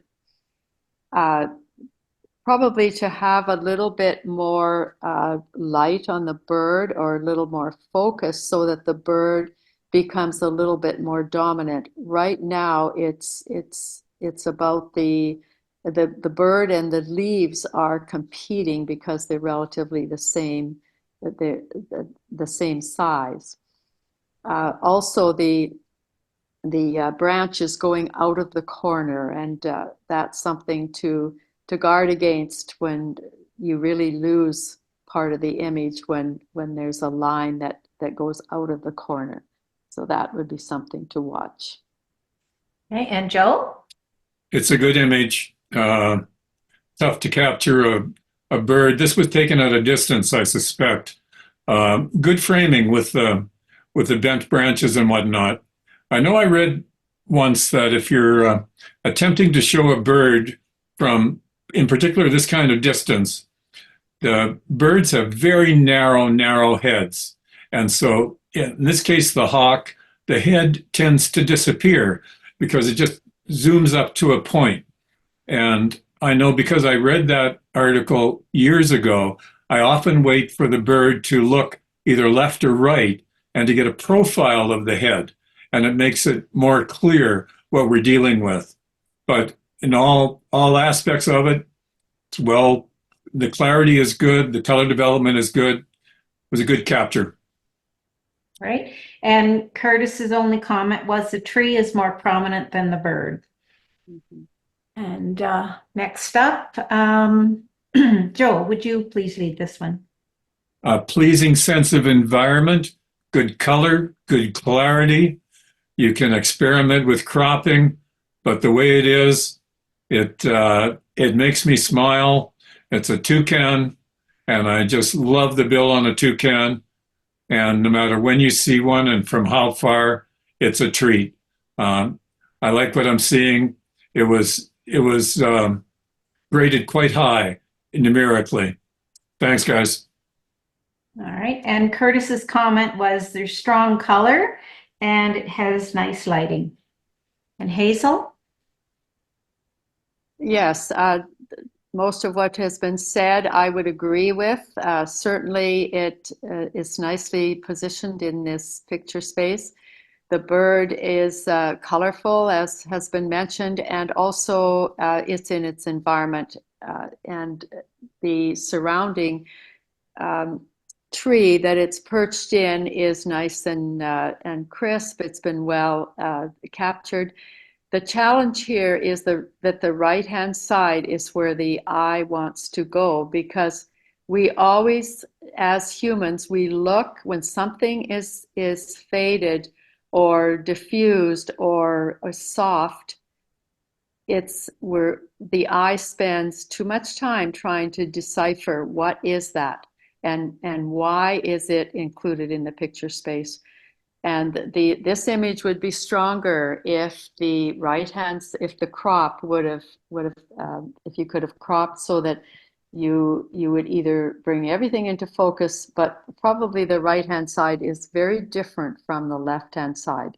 The foliage is, and so that this falls short because of these. Because of the right-hand side that doesn't work with the left. All right, thank you. And moving on, I'll start with Curtis's remarks. Cute, natural environment, and a nice composition. And Joe, would you like to comment? It's a very nice environmental image. People will talk forever about how to crop this. I like what the photographer has done. It's kind of like voyeurism, looking into the daily habits of two fawns out in the grasslands. I wouldn't change a whole lot about this. It got nice rating, but it didn't go over the top. But it's a nice image. Thanks. Okay, and then Hazel? This is composed well. It's an interesting picture space. There's a lot included in this picture space, but it does show the animal's environment, and it's composed well with the way the shrubs are the blue-green shrubs are come in from the left, and they make this nice arc, which kind of frame these little fawns. And the light on the fawns is really beautiful. The grasses are showcased well here, and certainly they are, as has been mentioned, it showcases their environment. There's nice interaction. The only thing, if a person could change something here, would be that the overlapping of the little animals, and that's part of their interaction with one another. It's a little bit hard at a glance to separate where the one little one's nose starts and the others finish. The overlapping is a little bit awkward, but that's probably being a little picky. The lighting is handled very well here. Thank you. And on to the next one. Hazel, would you mind starting this one? No, this image, it shows a little bit of action. You can imagine this mountain sheep running into the image. It certainly, we can't always take photographs at the right time of day because these animals aren't always around when we're there with the camera. But this is an image that is really quite hot. It's in the background also it's bright, and so it detracts from the foreground. Because this sheep is obviously losing its hair, and it's rugged, and it's just that time the season when this is happening, and the rocks in the background don't really enhance this image. So the composition is a little bit of a challenge here, but certainly the face has been handled well, and the background is competing a little bit under its chin, and it's running into the image, which is good. It shows good movement. Yeah, it's interesting shot. Thank you. And Curtis said it is well framed, has nice lighting, and in a natural environment. And Joe? It's a good, sharp image. The fur has lots of detail. Very difficult lighting. It's straight overhead by the looks of it, and there's not much you can do about that. It would take a significant amount of time in processing to enhance the animal itself, and to defocus the background, and to dull down the background. But it's well captured just the way it is. That's all you can do at 12 noon when you're capturing wildlife. Good one. Thank you. And the next one, Joe, would you mind continuing, please? Yeah, good portrait, good processing, good clarity, good exposure. There's not much wrong with this at all. There's room for the moose to move further into the background, and I wish I'd been there. Thanks. All right, and Hazel? Well, there certainly shows movement in this picture as the moose is running through the wild, and it's been captured in a frozen state. If there would have been a little bit of movement, this would have even been a stronger image. There's a disturbing part in this image, and that is the right front foot. Looks like it's deformed by the way the light is hitting it, and so that is a little bit awkward.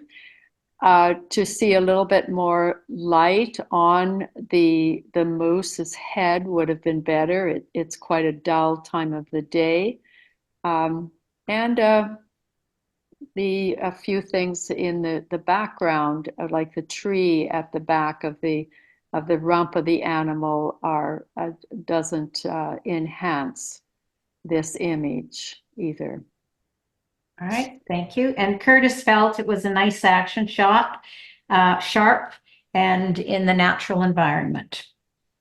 All right, and we'll go to the next image, and Curtis will lead on this. And he said, good detail, nice color. And Hazel, would you please speak to this? Okay, there's certainly contrast in this image with the lightest light and then the dark background. So really, it's a portrait of this flamingo's head, and it has a little bit of the rim light, which enhances the shape. Also in the picture space, well positioned in the picture space. Probably just a little bit more light to be able to show the feathers a little bit better, and also to maybe show a little bit more of the head to make it a little more interesting. It's a tight crop. All right, thank you. And Joe? The crop is effective. They have such an interesting head. A very difficult photograph. It's backlighting, and so prior to processing this image, the flamingo's head was in deep shadow, I suspect, or at least moderate shadow. So a good job has been done lifting the shadows and getting some detail in the feathers. All in all, a good capture. And I like the square crop. Thanks. All right, thank you. And an acceptance for Marilyn Coulter. And Joe, would you mind continuing, please? Yeah, I condemned this one. No, I didn't, because she told me that she needed some good marks. I didn't know it was yours, Marilyn. The reflection is what makes this image. It was very well captured. Marilyn, you've come a very long way. The color development in the animal, the color development in the reflection, room to its left, all really well handled. And once again, I wish I'd been standing next to you for this image. Well done. It's well deserved. Thank you. And Curtis said, great reflection, interesting pose, perhaps crop a little tighter. And then Hazel, your comments, please.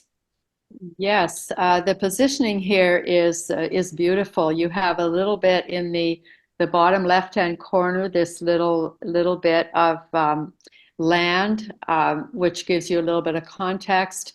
But to have this sandbar showcase this animal as if someone had just pushed the sandbar with the animal on it out into the picture space.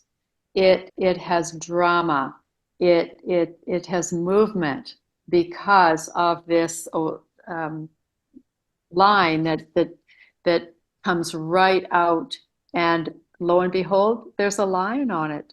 And the animal is looking straight at the viewer with a reflection, like, and also in the background you see just a little bit of the environment in the background, the land, which adds that extra element of foreground, midground, background, which allows the eye to march right into the picture space. And what do you find right on the sweet spot? It's this lion looking right at the viewer, looking right at the person. It's a gorgeous image. Thank you. And an acceptance for David Lilly. And Joe, would you please lead this one? Well done, David. Cold, stormy atmosphere, and you've captured it with drama. The treatment of the background is ideal. I don't know whether it's been vignetted or cloned away, but it isolates the squirrel and just says, I'm freezing here. Just leave me be. And it was a good capture. Thanks for getting out there that day and getting this. Well done. And Hazel? A perfect portrait of a cold winter and a fragile little animal weathering it. And to place it on a whiteout background, and to have the little animal in the midst of it with snow covered, dropping whatever. He's frosty, and just the little that his little claws are showing. That is just a little connection with the viewer, because his eyes are tight, they're closed tight, but he has the claws there. It's just beautiful. It's simple, it's clean, and it's cold. Yeah. Thank you. And Curtis said it's interesting lighting, but he would have liked to have seen some detail in the snow. Okay, and Hazel, if you could lead with this one, it's an acceptance for Marilyn Coulter. Okay, this leopard has a beautiful positioning. It's stretched out there. It's looking right at the viewer, which is great for engaging. And It's on an L shape. It's lying there with the tree on the left and under on the branch. So it's in its environment, which is beautiful and shows a place. The challenge here is the branches in the background, which really detract from this beautiful image. And break into the picture space in an awkward way. All right, thank you. And Curtis's comments were nice contrast, well lit, strong color. And Joe? Yeah, it's well deserving of an acceptance, maybe even higher. It's iconic to get the leopard stretched out on a branch. The processing is good. The color development is good. All well handled. Another treatment for the background is to isolate the background and desaturate it a little bit. It doesn't disturb me really the way it is, but it could be handled a little differently. Well done, Marilyn. All right, thank you. And David Lilly received an honorable mention. And Curtis will start. Not sure if your watermark is allowed. It wasn't disallowed in the rules, so I think it is allowed based on that basis, but it's not preferred.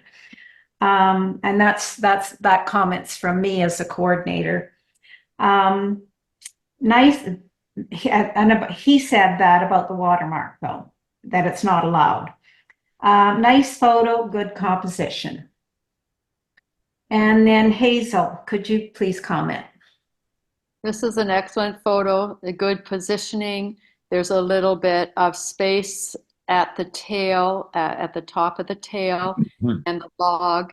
There's a little bit of space under the animal, and it's showing the animal in its environment, and it happens to be snowing. And it has even a little pointer to its head, which is a branch that's fuzzed out. And so you just automatically look at its head, and there's its eye. That is a beautiful image. I have nothing negative to say about it. Thank you. And Joe? That's a very difficult photograph to capture. And it's a testament to David's abilities with a camera. It's to shoot and get kind of clarity in the snow while it's falling is admirable. And I'm glad David was around in the early days to mentor a bunch of us. Well done, David. Mm-hmm. All right, thank you. And an honorable mention for Diana Horler. And Joe, would you please start? Excellent detail, excellent composition. The habitat is well handled. Exposure is very pleasing. There is nothing detracting in this photo. Especially, I don't know how you got all of the sea lions to look at the camera at the same time. And I wish you would tell me your tricks of the trade. Well done. Deserves the honorable for sure. Thank you. And Hazel? I would say yes, definitely. All that you said, Joe, is right on. You have the 5, which is the odd number, and they're all looking at us. And the background, this beautiful blue, and the way it complements the brown, the orangey brown, the tangerine brown of the animals. It just makes them pop. It's lovely. The snow is there's just enough of ice bar that they're resting on. It's just the right thickness, and it's the right color. Everything about this image is it's like they were just slid into this image in perfect form. I love it. Thank you. And Curtis said, nice pose, good color. Mm-hmm. And next up, Diana Horler with an honorable mention. And Hazel, maybe you could lead this one. Well, I really like this, Diana. This image makes me feel, you know what? When I saw this image, I thought, oh, I feel like I'm soaring with that eagle. And I actually felt it in my stomach, like, ooh, that's kind of scary. Because you just have enough of the background that it's not distracting, but you know that that eagle is soaring. And yet there's a little connection with some stability, and that is the shrub on the left-hand side in the corner there. You know that, okay, I'm on solid ground there, but what about where that eagle is going? So I think you've captured it all, even the bluish, the lines in the background in the forest actually connect with the eagle. And so that actually connects the eagle with the background. And and you've left space on the right-hand side so that the eagle can fly into it. Every element here is working for you, and the eagle's tack sharp. Thank you. It's beautiful. Thank you. And Curtis's comment was beautiful, great action, good composition, sharp, lots of detail, well done. Mhm. And our last image of the night is our winner, Michael Squants. And Joe, why don't you lead this off? It's a wonderful portrait. The detail is superb. The color development is spot on. The background is dramatic. And it's no wonder it won. I gave it the highest possible marks myself. And it's a tribute to Michael's skill with a camera. Well done, Michael, and well deserved. And Hazel? Yes, it's well positioned in the picture space. It is a beautiful image, well captured. The light on the animal is beautiful. Probably it's under the chin is a little dark, but maybe that's the way the animal is in that area. It's a darker area, but it's really well handled, and it certainly is a showpiece. All right, thank you. And Curtis's comments were nice composition, good detail throughout the subject. I'm going to back up. I realize once again, Joe, I didn't let you comment on an image. So I'm going to back you up one, okay, to this one. I'd like to hear your comments on it, please. There's nothing more to be said. Oh, you did. It's excellent. Oh, okay, I didn't know, No, but I don't think you had a chance to comment, right? birds in flight, as Okay. difficult as it gets. The focus, the detail is spot on. The bokeh is perfect, and the textures are wonderful. Just the flight of the bird is apparent, and I get the feeling that it just took off, and you were waiting for it. And well done. Okay. Go to Michael's RAM for a minute. We're way over time, but go to Michael's RAM. Yeah. This is what I was talking about in doing wildlife. Look at the eye, and Michael has brought out such detail and such luminosity in that eye. It just draws the viewer into that part of the picture, and it just fulfills the image. And so if you're of a mind to go and learn that, please go and learn it. Thanks again. All right, thank you. And that's all of our images have been viewed. So now I just want to thank again our judges, Hazel, Curtis, and Joe. And I want to thank all the competitors for participating. And then coming up soon, we have our competition number 5, My Alberta.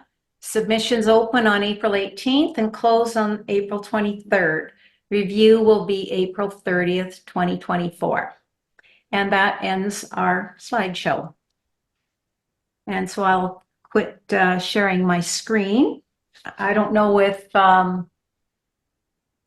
don't think Andy's still with us. So that ends our slideshow and our evening. Thank you, everyone, for attending.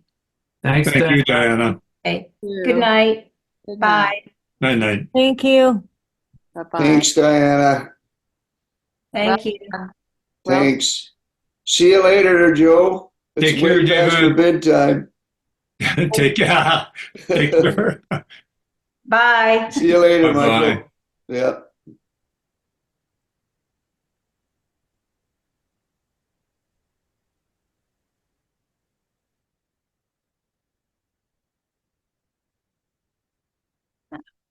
Where are all the chats? Okay. Ah, wow.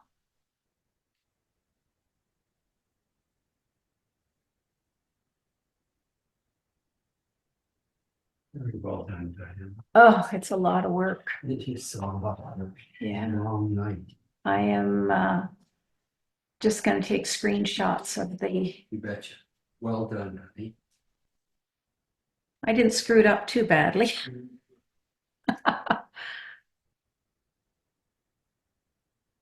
It certainly ran overtime, but we started late because of Joe.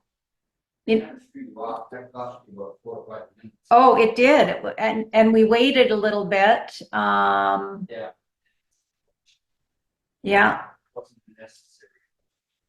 But yeah, it just completely threw me. I thought, what? This can't be wrong. Oh no, not another problem.